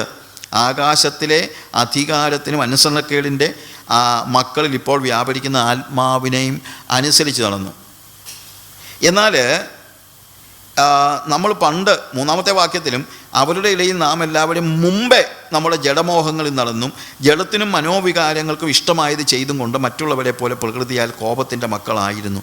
കരുണാസമ്പന്നനായ ദൈവം നമ്മെ സ്നേഹിച്ച മഹാസ്നേഹം നിമിത്തം അതിക്രമങ്ങളാൽ മരിച്ചവരായിരുന്ന നമ്മെ ക്രിസ്തുവിനോടുകൂടെ ജീവിപ്പിക്കുകയും കൃപയാൽ അത്ര നമ്മൾ രക്ഷിക്കപ്പെട്ടിരിക്കുന്നത്. എന്നിട്ട് 6-ാമത്തെ വാക്യം 7-ാമത്തെ വാക്യം വായിക്കുമ്പോൾ ക്രിസ്തുയേശുവിൽ അവനോടുകൂടെ ഉയിർത്തെഴുന്നേൽപ്പിച്ച് സ്വർഗത്തിൽ ഇരുത്തുകയും ചെയ്തിരിക്കുന്നു. അപ്പോൾ നമ്മളൊരു പുതിയ അവസ്ഥയിലേക്ക് പ്രവേശിച്ചിരിക്കുകയാണ്. ആ പഴയ ജഡത്തിൻ്റെ അവസ്ഥ മാറി ഒരു പുതിയ അവസ്ഥയിലേക്ക്. ഇപ്പോൾ നമ്മൾ സ്വർഗീയരാണ്. നേരത്തെ നമ്മൾ ലൗകികരായിരുന്നു, നമ്മൾ ജഡത്തെ അനുസരിച്ച് നടന്നവരായിരുന്നു, നമ്മൾ അതിക്രമങ്ങളിലും പാപങ്ങളിലും മരിച്ചവരായിരുന്നു. എന്നാൽ ഇപ്പോൾ കർത്താവ് നമ്മളെ ഉയിർപ്പിച്ച് അതിൽ നിന്ന് വിടുതൽ നൽകി എങ്ങോട്ട് കൊണ്ടുവന്നിരിക്കുന്നു? സ്വർഗസ്ഥലങ്ങളിൽ നമ്മളെ ഇരുത്തിയിരിക്കുകയാണ്. സ്വർഗത്തിൽ ഇരുത്തുകയും ചെയ്തിരിക്കുന്നു. ഒരിക്കൽ നമ്മൾ ആ വകക്കാരായിരുന്നു, പഴയതുപോലെ ആയിരുന്നു. അതുപോലെ നമ്മൾ 1 കൊരിന്ത്യർ 6-ാം അധ്യായത്തിലും ഇതുമായിട്ട് റിലേറ്റഡ് ആയിട്ട് നമ്മൾ കാണുന്ന 9 മുതലുള്ള വാക്യങ്ങൾ വായിക്കുമ്പോൾ, അന്യായം ചെയ്യുന്നവൻ ദൈവരാജ്യം അവകാശമാക്കിയില്ല എന്ന് നിങ്ങൾ അറിയുന്നില്ലയോ? നിങ്ങളെ തന്നെ വഞ്ചിക്കാതിരിപ്പീൻ. ദുർനടപ്പുകാർ, വിഗ്രഹാരാധികൾ, വ്യഭിചാരികൾ, സ്വയഭോഗികൾ, പുരുഷകാമികൾ, കള്ളന്മാർ, അത്യാഗ്രഹികൾ, മദ്യപന്മാർ, വാവിഷ്ഠാനക്കാർ, പിടിച്ചുപറിക്കാർ എന്നിവർ ദൈവരാജ്യം അവകാശമാക്കുകയില്ല. നിങ്ങളും ചിലർ ഈ വകക്കാരായിരുന്നു. നമ്മളൊക്കെ ഇതുപോലെയൊക്കെ ആയിരുന്നു. നമ്മളാരും സ്വർഗത്തിൽ നിന്ന് പൊട്ടി വീണവരൊന്നുമല്ല. നമ്മളൊക്കെ ഈ വകക്കാരായിരുന്നു. എന്നാൽ ഇപ്പോൾ അല്ല. എങ്കിലും നിങ്ങൾ കർത്താവായ യേശുക്രിസ്തുവിൻ്റെ നാമത്തിലും നമ്മുടെ ദൈവത്തിൻ്റെ ആത്മാവിനാലും നിങ്ങളെ തന്നെ കഴുകി ശുദ്ധീകരണവും നീതീകരണവും പ്രാപിച്ചിരിക്കുന്നു. നമ്മൾ മനസ്സിലാക്കേണ്ട യാഥാർത്ഥ്യമാണ് പ്രിയമുള്ളവരെ. ഈ ഒരു ലെവലിലേക്ക് ഇത് നടക്കുന്ന കാര്യമാണ്, നടന്ന കാര്യമാണ്. ഇത് നമ്മൾ അറിയണം. നമ്മളിപ്പോൾ പഴയ ആളുകളല്ല എന്നുള്ളത് നമ്മൾ അറിയണം. നിങ്ങൾ ഈ വകക്കാരായിരുന്നെങ്കിലും കർത്താവായ യേശുക്രിസ്തുവിൻ്റെ നാമത്തിലും നമ്മുടെ ദൈവത്തിൻ്റെ ആത്മാവിനാലും നിങ്ങളെ തന്നെ കഴുകി. നമ്മളോട് നിന്ന് ചോദിച്ചേ, നമ്മൾ ഈ കഴുകൽ പ്രാപിച്ചതല്ലേ? നമ്മൾ ശുദ്ധീകരണവും നീതീകരണവും പ്രാപിച്ചതല്ലേ എന്ന് നമ്മളെ തന്നെ നോക്കി ചോദിക്കുന്ന ഒരു അവസ്ഥ നമുക്കുണ്ടാകണം. കാര്യം നമ്മൾ വീണ്ടും ജനിക്കുമ്പോൾ നമ്മളൊരു പുതിയ സൃഷ്ടിയാവുകയാണ്. ഇനി പഴയ പാപപ്രകൃതത്തിന് നമ്മൾ അടിമകളാകേണ്ടതില്ല. നമ്മുടെ അവയവങ്ങളിൽ, നമ്മൾ അവയവങ്ങളെക്കുറിച്ചാണല്ലോ പഠിച്ചുകൊണ്ടിരിക്കുന്നത്, നമ്മുടെ അവയവങ്ങളിൽ പണ്ട് വ്യാപരിച്ചിരുന്നതായ പാപപ്രമാണം ഇപ്പോൾ നമ്മൾ അനുസരിക്കേണ്ടതായ കാര്യമില്ല എന്നാണ് ദൈവത്തിൻ്റെ വചനം നമ്മളെ പഠിപ്പിക്കുന്നത്. You see the difference? ഇപ്പോൾ നമ്മൾ പഴയ കാര്യങ്ങളിലേക്ക് വീണ്ടും മടങ്ങിപ്പോകേണ്ട കാര്യമല്ല, നമ്മൾ അതിന് അടിമകളല്ല എന്നാണ്. Because we R born again. നമ്മൾ വീണ്ടും ജനിച്ചു കഴിയുമ്പോൾ 2 കൊരിന്ത്യർ 5-ാം അധ്യായത്തിൻ്റെ അതിൻ്റെ 17-ാമത്തെ വാക്യം നമുക്ക് എല്ലാവർക്കും അറിയാവുന്ന വേദഭാഗമാണ്. ഒരുത്തൻ ക്രിസ്തുവിലായാൽ അവൻ പുതിയ സൃഷ്ടിയാകുന്നു, പഴയത് കഴിഞ്ഞുപോയി, ഇതാ അത് പുതുതായി തീർന്നിരിക്കുന്നു. പഴയത് കഴിഞ്ഞുപോയി, the old is gone, അല്ലെങ്കിൽ the old things are passed away, behold they are become new. ഇപ്പോൾ അത് പുതുതായിരിക്കുന്നു. അപ്പോൾ അങ്ങനെ ഒരു സ്റ്റേജ് നമ്മൾ അനുഭവിക്കണം. നമ്മളൊരു പുതിയ സൃഷ്ടിയാണെന്നുള്ള തിരിച്ചറിവുണ്ടാകണം. അപ്പോഴാണ് നമ്മുടെ അവയവങ്ങൾ ഇനിയിപ്പോൾ പാപരാഗത്തിന് വിട്ടുകൊടുക്കരുത്. ദൈവം വെറുക്കുന്ന അവയവങ്ങളാകരുത് നമ്മുടെ അവയവങ്ങൾ, ദൈവം പ്രസാദിക്കുന്ന അവയവങ്ങളാകണം. അതാണ് നമ്മുടെ ബൈബിൾ ക്ലാസ് നമ്മൾ പഠിക്കാൻ പോകുന്നത്.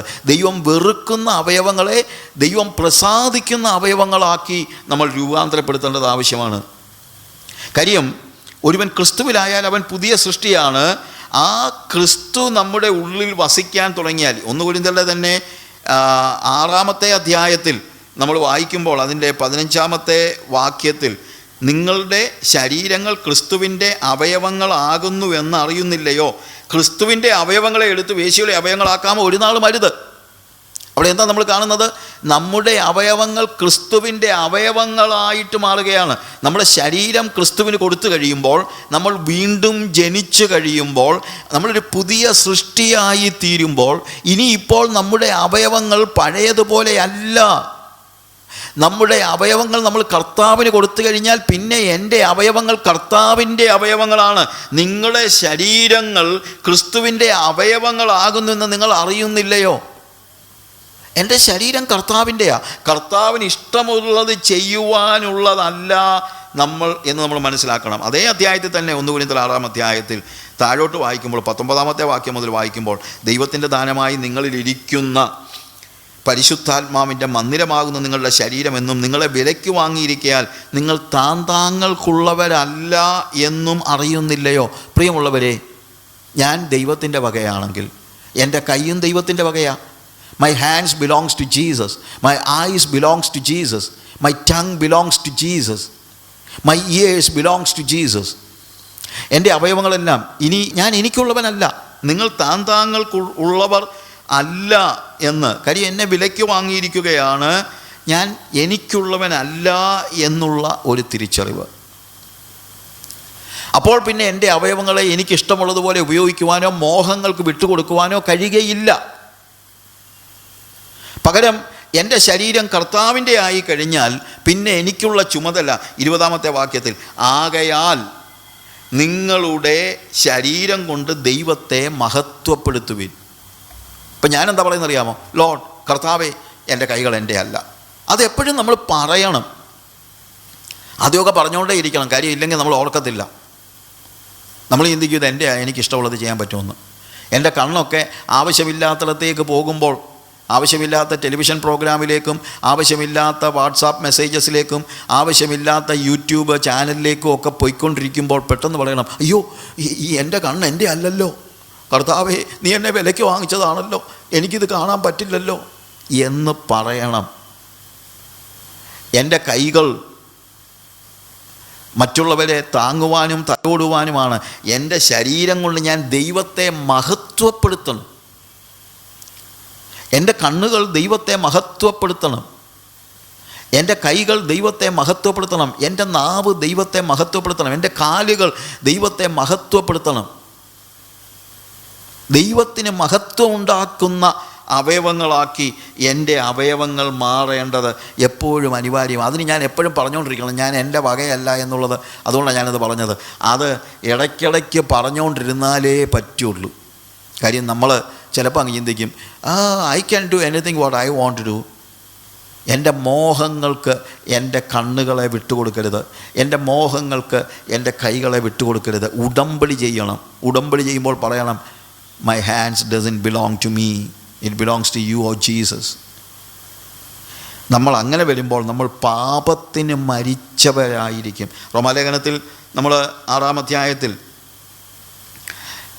അതിൻ്റെ 6-7 വാക്യങ്ങൾ വായിക്കുമ്പോൾ അവിടെ കാണുന്ന, നാം ഇനി പാപത്തിന് അടിമപ്പെടാതെ വണ്ണം പാപ ശരീരത്തിന് നീക്കം വരേണ്ടതിന് നമ്മുടെ പഴയ മനുഷ്യൻ അവനോടുകൂടെ ക്രൂശിക്കപ്പെട്ടു എന്ന് നാം അറിയുന്നു. നാം ഇനി പാപത്തിന് അടിമപ്പെടാതെ വണ്ണം നമ്മുടെ പാപ ശരീരത്തിന് നീക്കം വരേണ്ടത് നമ്മുടെ പഴയ മനുഷ്യൻ അവനോടുകൂടെ ക്രൂശിക്കപ്പെട്ടു നാം അറിയുന്നു. 7-ാമത്തെ വാക്യം, അങ്ങനെ മരിച്ചവൻ പാപത്തിൽ നിന്ന് മോചനം പ്രാപിച്ചിരിക്കുന്നു. ആര്? മരിച്ചവൻ. ഇത് ശവക്കോട്ടെ കൊണ്ടുപോയി അവസാനം വെച്ച് പാട്ടും പാടി സമയമാറ്റത്തിൽ പാടിയിട്ട് പോരുന്ന അവസ്ഥയല്ല ഈ പറയുന്നത്. ഇവിടെ പറയുന്നത് എൻ്റെ പഴയ മനുഷ്യൻ അവനോടുകൂടെ ക്രൂശിക്കപ്പെട്ടു. അങ്ങനെ പഴയ മനുഷ്യൻ മരിച്ചവൻ, പഴയ മനുഷ്യൻ ക്രൂശിക്കപ്പെട്ട ഒരവസ്ഥ നമുക്കുണ്ടെങ്കിൽ പിന്നീട് നാം പാപത്തിൽ നിന്ന് മോചനം പ്രാപിച്ചിരിക്കുന്നു. അപ്പോൾ എൻ്റെ അവയവങ്ങൾ ദൈവത്തിന് പ്രസാദമുള്ളതാക്കണമെങ്കിൽ എൻ്റെ പഴയ മനുഷ്യൻ മരിച്ചു എന്നുള്ള തിരിച്ചറിവ് എനിക്കുണ്ടാകണം. ആ മരിച്ച സ്റ്റേജിൽ, അതായത് ആ മരണത്തിലാണ് എനിക്ക് സ്വാതന്ത്ര്യം ഉണ്ടാകുന്നത്. അങ്ങനെ മരിച്ചവൻ പാപത്തിൽ നിന്ന് മോചനം പ്രാപിച്ചിരിക്കുന്നു എന്നുള്ളതാണ് നമ്മൾ കാണുന്നത്. അതിൻ്റെ തന്നെ 14-ാം വാക്യത്തിൽ, നിങ്ങൾ ന്യായപ്രമാണത്തിനല്ല കൃപയ്ക്കത്രേ അധീനരാകയാൽ പാപം നിങ്ങളിൽ കർത്തൃത്വം നടത്തുകയില്ലല്ലോ. പാപം ഇനിയും നമ്മളെ പ്രലോഭിപ്പിക്കും, പക്ഷേ പാപം ഇനി നമ്മളിൽ കർത്തൃത്വം നടത്തുകയില്ല. പാപത്തിന് ലോഡ്ഷിപ്പ് വിട്ടുകൊടുക്കരുത്, കർത്തൃത്വം വിട്ടുകൊടുക്കരുത്. എന്നെ ഭരിക്കാൻ പാപത്തെ അനുവദിക്കരുത്. കാരണം ഇപ്പോൾ എന്നെ ഭരിക്കുന്നത് യേശുവാണ്, പാപമല്ല. പാപമാകരുത്. ഇന്നെൻ്റെ വാക്കുകളെ കേൾക്കുമ്പോൾ ഇപ്പോഴും പാപത്തിന് അധീനരായി നമ്മൾ ജീവിക്കുന്നുവെങ്കിൽ കർത്താവിനോട് പറ, കർത്താവേ എന്നെ ഭരിക്കുന്നത് നീയാണ്, ഞാൻ എന്നെ തന്നെ നിനക്ക് തരികയാണ്, ഞാൻ എനിക്കുള്ളവനല്ല. പാപത്തിന് എൻ്റെ മേൽ കർത്തൃത്വം നടത്തുവാൻ, പാപം പ്രലോഭിപ്പിക്കരുതെന്ന് പറയാൻ പറ്റത്തില്ല. ഇപ്പം ചിലപ്പോൾ ആളുകൾ പറയും, പിശാച് പ്രലോഭിപ്പിക്കാതിരുന്നായിരുന്നെങ്കിൽ, പ്രലോഭനമൊന്നും ഉണ്ടായില്ലെങ്കിൽ പിശാച് പ്രലോഭിപ്പിക്കും, അത് അവൻ്റെ ജോലിയാണ്. അവൻ്റെ പേര് തന്നെ ടെംപ്റ്റർ എന്നാണ്. അവനവൻ്റെ ജോലി ചെയ്യാതിരിക്കാൻ പറ്റുമോ? അവനവൻ്റെ ജോലി ചെയ്യും. ഓരോരുത്തരും അവരവരുടെ ജോലി ചെയ്യുമെന്നേ. അവിടെ നമ്മളുടെ പ്രതികരണമാണ് വിഷയം ഏത് കാര്യത്തിലും. ഇപ്പം ചിലപ്പോൾ ആളുകൾ പറയും, സുവിശേഷ വിരോധികൾ ഭീഷണിപ്പെടുത്തി. അതവൻ്റെ ജോലിയാണ്. നമ്മളെന്തിനാ? അത് ചിലപ്പോൾ ഉണ്ടാകും, പ്രയാസം ഉണ്ടാകത്തില്ലെന്നല്ല. പക്ഷേ നമുക്ക് പറയാൻ പറ്റുമോ, ദേ ഭീഷണിപ്പെടുത്തിയേക്കരുത് കേട്ടോ എന്ന്? നമുക്ക് അവരുടെ മേൽ അവകാശമൊന്നുമില്ലല്ലോ. ഇതുപോലെ പിശാചെ എന്നെ പ്രലോഭിപ്പിക്കരുത് എന്നൊക്കെ പറയാൻ നമുക്ക് അവകാശമില്ല. കാര്യം എന്ന് വെച്ച് കഴിഞ്ഞാൽ അത് അവൻ്റെ ജോലി, അവൻ ചെയ്യും. പക്ഷേ പ്രലോഭനങ്ങളിൽ വീഴണോ വേണ്ട എന്നുള്ളത് നമ്മളാണ് തീരുമാനിക്കുന്നത്. ആ പ്രലോഭനങ്ങളിൽ നമ്മൾ വീഴാതിരിക്കണമെങ്കിൽ നമ്മുടെ പഴയ മനുഷ്യനെ നാം ക്രൂശിക്കണം. ക്രിസ്തു യേശുവിനുള്ളവർ ജഡത്തെ അതിൻ്റെ രാഗമോഹങ്ങളോട് കൂടെ ക്രൂശിച്ചിരിക്കുന്നു. ഈ കർത്തൃത്വം, ആ കർത്തൃത്വം നമ്മൾ നിരന്തരമായിട്ട് യേശുവിനെ ഏൽപ്പിച്ചു കൊടുക്കണം. ഇടയ്ക്കിടയ്ക്ക് പറയണം, യു ആർ മൈ ലോഡ്, പറഞ്ഞുകൊണ്ടിരിക്കണം. കാര്യം എന്താണെന്ന് വെച്ച് കഴിഞ്ഞാൽ ഇത്രയും നാൾ ജഡമാണ് എൻ്റെ ശരീരത്തിൽ കർത്തൃത്വം നടത്തിയത്. ഇപ്പോൾ യേശു എന്നിൽ വസിക്കുന്നു എന്നുള്ളത് ശരിയാണെങ്കിൽ പോലും ഈ ജഡം എന്ന് പറയുന്നത് അങ്ങനെ ഇങ്ങനെ ഇറങ്ങിപ്പോകുന്ന ഒരാളല്ല. ഞാൻ ചിലപ്പോൾ പറയാറുണ്ട്, ജഡത്തെ വാതുക്കലൂടെ ഇറക്കി വിട്ടാൽ അവൻ ജനലിൽ കൂടെ കയറി വരും. ജഡം അത്ര ഡീസൻ്റ് ഒന്നുമല്ല. അയ്യോ എന്നെ ഇറക്കി വിട്ടു, ഞാൻ നാണം കെട്ട് പോയെന്ന്. അവന് നാണമൊന്നുമില്ല. നാണമില്ലാത്തൊരു സാധനമാണ് ഈ ജഡമെന്ന് പറയുന്നത്. അവൻ പിന്നെയും കയറി വരും. അങ്ങനെ ജഡം പിന്നെയും കയറി വരുന്നത് കൊണ്ടാണ് നമ്മൾ ഗലാത്യ ലേഖനത്തിൽ അതിൻ്റെ 5-ാമത്തെ അധ്യായത്തിൽ നമ്മൾ പറഞ്ഞ വാക്യം തന്നെ, അതിൻ്റെ 24-ാമത്തെ വാക്യത്തിൽ ക്രിസ്തുവേശുവിനുള്ളവർ ജഡത്തെ അതിൻ്റെ രാഗമോഹങ്ങളോടുകൂടെ ക്രൂശിച്ചിരിക്കുന്നു.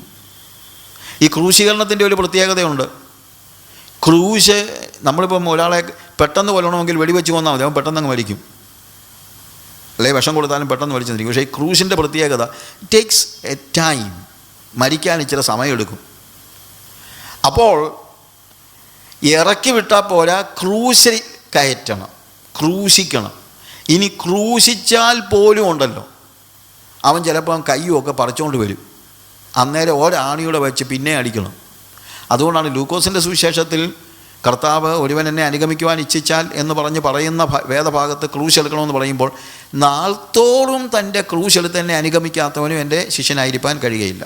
അതായത് ഒരിക്കൽ ക്രൂശിച്ചാൽ പോരാ, എന്നും ക്രൂശിക്കണം. ജോർജ് വെർബർ പറഞ്ഞൊരു വാചകമുണ്ട്, may be some people take strong decisions that I will never defile myself, but no strong decision, however strong it is, no one-time decision is not enough to keep you safe till the end of your life. നിങ്ങളുടെ ജീവിതത്തിൽ നിങ്ങൾ എടുക്കുന്ന ഒറ്റ ദിവസം എടുക്കുന്ന തീരുമാനം, ഒരു ദിവസം, അത് എത്ര സ്ട്രോങ് ആണെങ്കിലും ജീവിതാന്ത്യം വരെ നിങ്ങളെ നിലനിർത്തുവാൻ അത് പര്യാപ്തമാകണമെന്നില്ല. അതുകൊണ്ട് ഈ ക്രൂശീകരണം, ജഡത്തെ ക്രൂശിക്കുന്നത്, നാൾത്തോറും എൻ്റെ സ്വയത്തെ ഞാൻ ക്രൂശിക്കണം. നാൾത്തോറും തൻ്റെ ക്രൂശെടുത്ത് എന്നെ അനുഗമിക്കാത്തവനും എൻ്റെ ശിഷ്യനായിരിക്കാൻ കഴിയുകയില്ല. ഇതൊരു പ്രോസസ്സാണ്. അതുകൊണ്ട് ഈ ക്രോസ് എന്ന് പറയുന്നത് തന്നെ, അതുകൊണ്ടാണ് ഞാൻ പറഞ്ഞത്, ഒറ്റ ദിവസം കൊണ്ടങ്ങ് കൊന്ന് തീർക്കുമായിരുന്നെങ്കിൽ വലിയ കുഴപ്പമില്ലായിരുന്നു. പക്ഷേ പിന്നെ കുറച്ച് കഴിയുമ്പോൾ അതിൻ്റെ ജീവനൊക്കെ പോകും, അത് വേറെ കാര്യം. കുറേ കഴിയുമ്പോഴത്തേക്ക് ക്രൂശിൽ ഇവൻ മയങ്ങും, ഒടുവിൽ പിന്നെ ഒന്നും ഇല്ലാത്തൊരു സ്റ്റേജിലേക്ക് വരും. Finally he will die. അതെല്ലാം ഉണ്ട്. ബട്ട് സ്റ്റിൽ അവൻ്റെ മരണം പൂർത്തീകരിക്കപ്പെടുന്നത് വരെ നമ്മൾ അലേർട്ടായിരിക്കണം. എൻ്റെ സ്വയത്തിൻ്റെ, എൻ്റെ ജഡത്തിൻ്റെ ആ മരണം. റോമാലേഖനം 6-ാം അധ്യായത്തിലേക്ക് നമുക്ക് വീണ്ടും വരാം. അതിൻ്റെ 11-12 വാക്യങ്ങൾ നമ്മൾ വായിക്കുമ്പോൾ, ഔവണ്ണം നിങ്ങളും പാപസംബന്ധമായി മരിച്ചവരെന്നും ക്രിസ്തുവേശുവിൽ ദൈവത്തിന് ജീവിക്കുന്നവരെന്നും നിങ്ങളെ തന്നെ എണ്ണുവിൻ. ആരോടാണ് ഇത് പറയുന്നത്? ഓൾറെഡി മരിച്ചവരാ, ഓൾറെഡി വീണ്ടും ജനിച്ച് പഴയ മനുഷ്യനെ ക്രൂശിച്ചവരാണ്. അവരോട് പറയുന്നതാണ് നിങ്ങൾ പിന്നെയും പറയണമെന്ന്. ഔവണ്ണം നിങ്ങളും പാപസംബന്ധമായി മരിച്ചവരെന്നും ക്രിസ്തുവേശുവിൽ ദൈവത്തിന് ജീവിക്കുന്നവരെന്നും നിങ്ങളെ തന്നെ എണ്ണുവിൻ. Reckon yourself, even so reckon ye also yourself to be dead unto sin, but alive unto God in Christ Jesus. അപ്പോൾ അത് എണ്ണണം, അത് ഞാൻ എണ്ണണം. എപ്പോഴും ഞാൻ എന്നോട് പറയണം, I have nothing to do with sin. എനിക്ക് പാപം എന്നെ പ്രലോഭിപ്പിക്കുവാൻ വരുമ്പോൾ, ഞാൻ പറഞ്ഞല്ലോ പ്രലോഭിപ്പിക്കരുതെന്ന് നമ്മൾ പറഞ്ഞിട്ട് കാര്യമൊന്നുമില്ല. പാപം എപ്പോഴും പ്രലോഭിപ്പിക്കും, പിശാചിൻ്റെ ജോലിയാണ്. He will do that. പക്ഷേ അപ്പം ഞാൻ എന്നോട് തന്നെ പറയണം, ബട്ട് ഐ ആം ഡെഡ്. ഞാൻ മരിച്ചവനാണ്. I am a dead man. ഞാൻ മരിച്ചവനാണെന്ന് എന്നെ തന്നെ എണ്ണണം. മരിച്ചവൻ്റെ ഏറ്റവും വലിയ പ്രത്യേകത, അവൻ റെസ്പോണ്ട് ചെയ്യത്തില്ല. ഞാൻ പലപ്പോഴും അതിന് ഒത്തിരി ഉദാഹരണങ്ങൾ പറഞ്ഞിട്ടുണ്ട്. ചില ഉദാഹരണങ്ങളൊക്കെ ഞാൻ റിപ്പീറ്റ് ചെയ്യുന്നത് ഈ വേദഭാഗവുമായിട്ട് ബന്ധപ്പെടുത്തി വരുന്നത് കൊണ്ടാണ്. മരിച്ചവനാണെന്ന് മരിച്ചവൻ റെസ്പോണ്ട് ചെയ്തില്ല. മരിച്ചവൻ്റെ ഏറ്റവും വലിയ പ്രത്യേകത അതാണ്. ജോണി, ജിമ്മി എന്ന് പറയുന്ന 2 കഥാപാത്രങ്ങൾ എൻ്റെ ഒരു സ്ഥിരം കഥാപാത്രങ്ങളാണ്. ജോണി, ജിമ്മി ഇവർ ഭയങ്കര കൂട്ടുകാരായിരുന്നു. രണ്ടുപേരും എല്ലാ ദിവസവും വൈകുന്നേരം ഒരുമിച്ച് കൂടി ഫുട്ബോൾ കളിക്കാൻ പോകും. അപ്പോൾ ഒരു ദിവസം ജോണി വന്ന് ജിമ്മിയെ വിളിച്ചു. നേരത്തെ ഒന്ന് വിസിലടിച്ചാൽ മതി, ഉടനെ തന്നെ അവൻ ഇറങ്ങി വരും. പക്ഷേ ഇന്ന് വിസിലടിച്ചിട്ട് കാണാഞ്ഞത് കൊണ്ട് അകത്ത് കയറി. ഞാൻ പെട്ടെന്ന് പറയുക, വന്നപ്പോൾ അവൻ മരിച്ചു കിടക്കുക. പക്ഷേ മരിച്ചു കിടക്കുകയാണെന്നുള്ളത് ജോണിക്ക് അത്രയും മനസ്സിലായില്ല. കഥയാണ് കേട്ടോ. അപ്പോൾ അതുകൊണ്ട് വിളിച്ചു, ജിമ്മി ഫുട്ബോൾ കളിക്കാൻ നേരമായി, ഇറങ്ങിയിട്ട് വാ. എത്ര ഒച്ചത്തെ വിളിച്ചാലും അവൻ റെസ്പോണ്ട് ചെയ്യത്തില്ല, ബിക്കോസ് ഹീ ഈസ് ഡെഡ്. അപ്പോൾ ഇവനെ കുലുക്കി വിളിച്ചാലും അവൻ റെസ്പോണ്ട് ചെയ്യത്തില്ല, ബിക്കോസ് ഹീ ഈസ് ഡെഡ്. അല്ലെങ്കിൽ ചാടി വരുന്നതായിരുന്നു, ഇപ്പം മരിച്ചവനായതുകൊണ്ട് അവൻ റെസ്പോണ്ട് ചെയ്യുന്നില്ല. അത് കഴിഞ്ഞ് ഞാനൊരു ഭാവനയിൽ പറയുകയാണ്, ജോണി ഇവനെ എണീപ്പിച്ചങ്ങ് നിർത്തിയിട്ട് കാലയിൽ ഒരു ഫുട്ബോൾ കൊണ്ട് വെച്ച് തട്ടട എന്ന് പറഞ്ഞാൽ അവൻ തട്ടുമോ? അവൻ തട്ടത്തില്ല. കാര്യം ഹി ഈസ് ഡെഡ്. അവൻ മരിച്ചതാണ്. മരിച്ചവൻ റെസ്പോണ്ട് ചെയ്യത്തില്ല. അതുകൊണ്ടാണ് ഇവിടെ പോൾ പറയുന്നത്, ഔവണ്ണം നിങ്ങളും പാപസംബന്ധമായി മരിച്ചവരെന്നും ക്രിസ്തുയേശുവിൽ ദൈവത്തിന് ജീവിക്കുന്നവരെന്നും നിങ്ങളെ തന്നെ എണ്ണുവിൻ. Reckon your self. അപ്പോൾ എപ്പോഴും നമ്മളിത് പറഞ്ഞുകൊണ്ടിരിക്കണമെന്നാണ് പറയുന്നത്. We need to tell ourselves, I'm dead. എനിക്ക് റെസ്പോണ്ട് ചെയ്യാൻ പറ്റില്ല. സെയിൻറ്റ് അഗസ്റ്റിൻ്റെ ഒരു സ്റ്റോറി ഇതോട് ചേർത്ത് ഞാൻ പറയാറുണ്ട്. Saint Augustine he was A naughty fellow before his conversion. ഒത്തിരി പെമ്പിള്ളാരും എല്ലാമായിട്ട് കമ്പനിയൊക്കെ ആയിരുന്ന ഒരു ആൾ. അങ്ങനെ ഇരിക്കെ അഗസ്റ്റിൻ രക്ഷിക്കപ്പെട്ട് കഴിഞ്ഞ് ഒരിക്കൽ ഇങ്ങനെ നടന്നു പോകുമ്പോൾ പഴയ ഒരു കൂട്ടുകാരി വഴിയിൽ നിന്ന് അഗസ്റ്റിൻ നടന്നു വരുന്നത് കണ്ടു. അപ്പം കൂട്ടുകാരി ഇങ്ങനെ പറഞ്ഞു, അഗസ്റ്റിൻ ഈസ് കമ്മിങ്. ഇപ്പോൾ വന്നു കഴിഞ്ഞാൽ എൻ്റെ കയ്യിൽ പിടിച്ച് എന്നെ കൂട്ടിക്കൊണ്ട് വി വിൽ എൻജോയ് എന്നൊക്കെ പറഞ്ഞിരിക്കുന്നു. പക്ഷേ അഗസ്റ്റിൻ കണ്ട ഭാവം പോലും ഇല്ലാതെ നേരെ മുന്നോട്ട് നടന്നുപോയി കഴിഞ്ഞപ്പോൾ ഈ കൂട്ടുകാരി വിളിച്ച്, Augustine, don't you remember me? Hey, I M Catherine, your girl friend. പെട്ടെന്ന് വിളിച്ചു പറഞ്ഞു, നീ എന്തെങ്കിലും നടന്നു പോകുന്നത്? ഞാൻ കാത്തറിനാ, നിൻ്റെ ഗേൾ ഫ്രണ്ട്. നീ എന്താ എന്നെ മറികടന്ന് പോകുന്നത്? മുന്നോട്ട് നടന്നുകൊണ്ട് തന്നെ അഗസ്റ്റിൻ പറഞ്ഞു, maybe you are calling that old Augustine, right? But that old Augustine is dead. This is a new Augustine. നീ വിളിച്ചത് പഴയ അഗസ്റ്റിനെയാ, അയാൾ മരിച്ചുപോയി. ഇതൊരു പുതിയ അഗസ്റ്റിനാണ്. ഇതാണ് ക്രിസ്തീയ ജീവിതം. നമ്മളെ തന്നെ മരിച്ചവർ എന്ന് എണ്ണുവിൻ എന്നാണ് പറയുന്നത്. അതുകൊണ്ട് 12-ാമത്തെ വാക്യത്തിൽ റോമൻസ് 6:12, ആകയാൽ പാപം നിങ്ങളുടെ മർത്യ ശരീരത്തിൽ അതിൻ്റെ മോഹങ്ങളെ അനുസരിക്കുമാറ് ഇനി വാഴരുത്. ഒരു കമാൻഡാണ്, ഇനി വാഴരുത്. അതിൻ്റെ അർത്ഥം എന്താ? ഇതാരോടാ പറയുന്നത്? ഇത് പറയുന്നത് വിശ്വാസികളോടാണ്, വീണ്ടും ജനിച്ചവരോടാണ്. ഇനി വാഴരുത്. അതിൻ്റെ അർത്ഥം വാഴുവാൻ പാപം പരിശ്രമിക്കും, കയറി വരും, അതിനെ വാഴുവാൻ അനുവദിക്കരുത്. നിങ്ങൾ പാപം ചെയ്യാതെ നിങ്ങളെ സൂക്ഷിക്കുന്നത് ദൈവമാണ്, അതുകൊണ്ട് നിങ്ങൾക്കൊന്നും ചെയ്യാനില്ല എന്നൊരു ടീച്ചിങ് ഉണ്ട്. You cannot do anything, you are helpless, total depravity of man cannot resist evil. ശരിയാ, മാൻ കനോട്ട് റെസിസ്റ്റ് ഈവിൾ. പക്ഷേ അതായത് ടോട്ടൽ ഡിപ്രാവിറ്റി ഓഫ് മാൻ എന്ന് പറയുന്നത് എപ്പോഴാണെന്ന് ചോദിച്ചാൽ, നമ്മൾ യേശു കർത്താവിനെ നമ്മുടെ ഹൃദയത്തിൽ സ്വീകരിച്ച് യേശു എന്നിൽ ജീവിക്കുന്നതിന് മുമ്പുള്ള അവസ്ഥയാണ് ടോട്ടൽ ഡിപ്രാവിറ്റി ഓഫ് മാൻ. എന്നാൽ അത് കഴിഞ്ഞ് അങ്ങനെയല്ല. നമ്മൾ ടോട്ടലി ഹെൽപ്ലെസ് ആണെന്നോ, അല്ലെങ്കിൽ of course God is our helper, അതിന് സംശയമൊന്നുമില്ല. ടോട്ടലി നമ്മൾക്ക് ഒരു കാരണവശാലും പാപത്തിനെതിരായിട്ടൊന്നും ചെയ്യാൻ കഴിയുകയില്ലെങ്കിൽ എന്തിനാണ് ഇവിടെ കൽപ്പന കൊടുക്കുന്നത് ഇനി വാഴരുതെന്ന്? അതിനകത്ത് 2 കാര്യങ്ങളുണ്ട്. ഒന്ന്, ഇനി വാഴാൻ പാപം കയറി വരും. 2, വാഴുവാൻ നിങ്ങൾ അനുവദിക്കരുത്. അപ്പോൾ എനിക്കും കൂടെ ചില കാര്യങ്ങൾ ചെയ്യാനുണ്ട്. ചില ടീച്ചിങ്സ് അവർ പഠിപ്പിക്കുന്നത് പാപത്തിനെതിരായിട്ട് എനിക്കൊന്നും ചെയ്യാനില്ല, അത് ഞാനല്ല തീരുമാനിക്കുന്നത്, അത് ദൈവം തീരുമാനിക്കുന്നതാണ്, എനിക്കൊന്നും ചെയ്യാനില്ല. അല്ല, അങ്ങനെയാണെങ്കിൽ കൽപ്പന കൊടുക്കേണ്ട കാര്യമില്ലല്ലോ. കൽപ്പന കൊടുക്കുന്നത് കൃത്യമായിട്ട് പറയുകയാണ്, ഇനി വാഴരുത് എന്ന് കൃത്യമായി പറയുന്ന ഒരു കാര്യം. നമ്മൾ എഫർട്ട് എടുക്കണം. ജഡം കയറി വരും. ഞാൻ പറഞ്ഞല്ലോ, വാതിലൂടെ ഇറക്കി വിട്ടാൽ ജനലിൽ കൂടെ കയറി വരുന്നവനാണ് ജഡം. അത് ഇനി വാഴരുത്, വാഴാൻ വരും, അപ്പോൾ ക്രൂശിക്കണം. അവൻ കയറി വന്നാൽ പിന്നെയും പിടിച്ച്, അതുകൊണ്ട് നാൾത്തോറും തൻ്റെ ക്രൂശെടുത്ത് പിന്നെയും പിടിച്ച് ഒന്നുകൂടെ ക്രൂശിക്കണം. ഒരു കയ്യിൽ ഒരാണിയൂടെ അടിക്കണം. എൻ്റെ ക്രിസ്തീയ ജീവിതത്തിൽ എന്നെ തകർക്കുവാൻ, എന്നെ വീണ്ടും പാപത്തിലേക്ക് കൊണ്ടുപോകുവാൻ, വാഴുവാൻ വരുന്ന പാപത്തിൻ്റെ അന്ധകാര ശക്തികൾക്ക് ഞാൻ കീഴ്പ്പെടരുത് എന്നുള്ളത് കൽപ്പനയാണ്.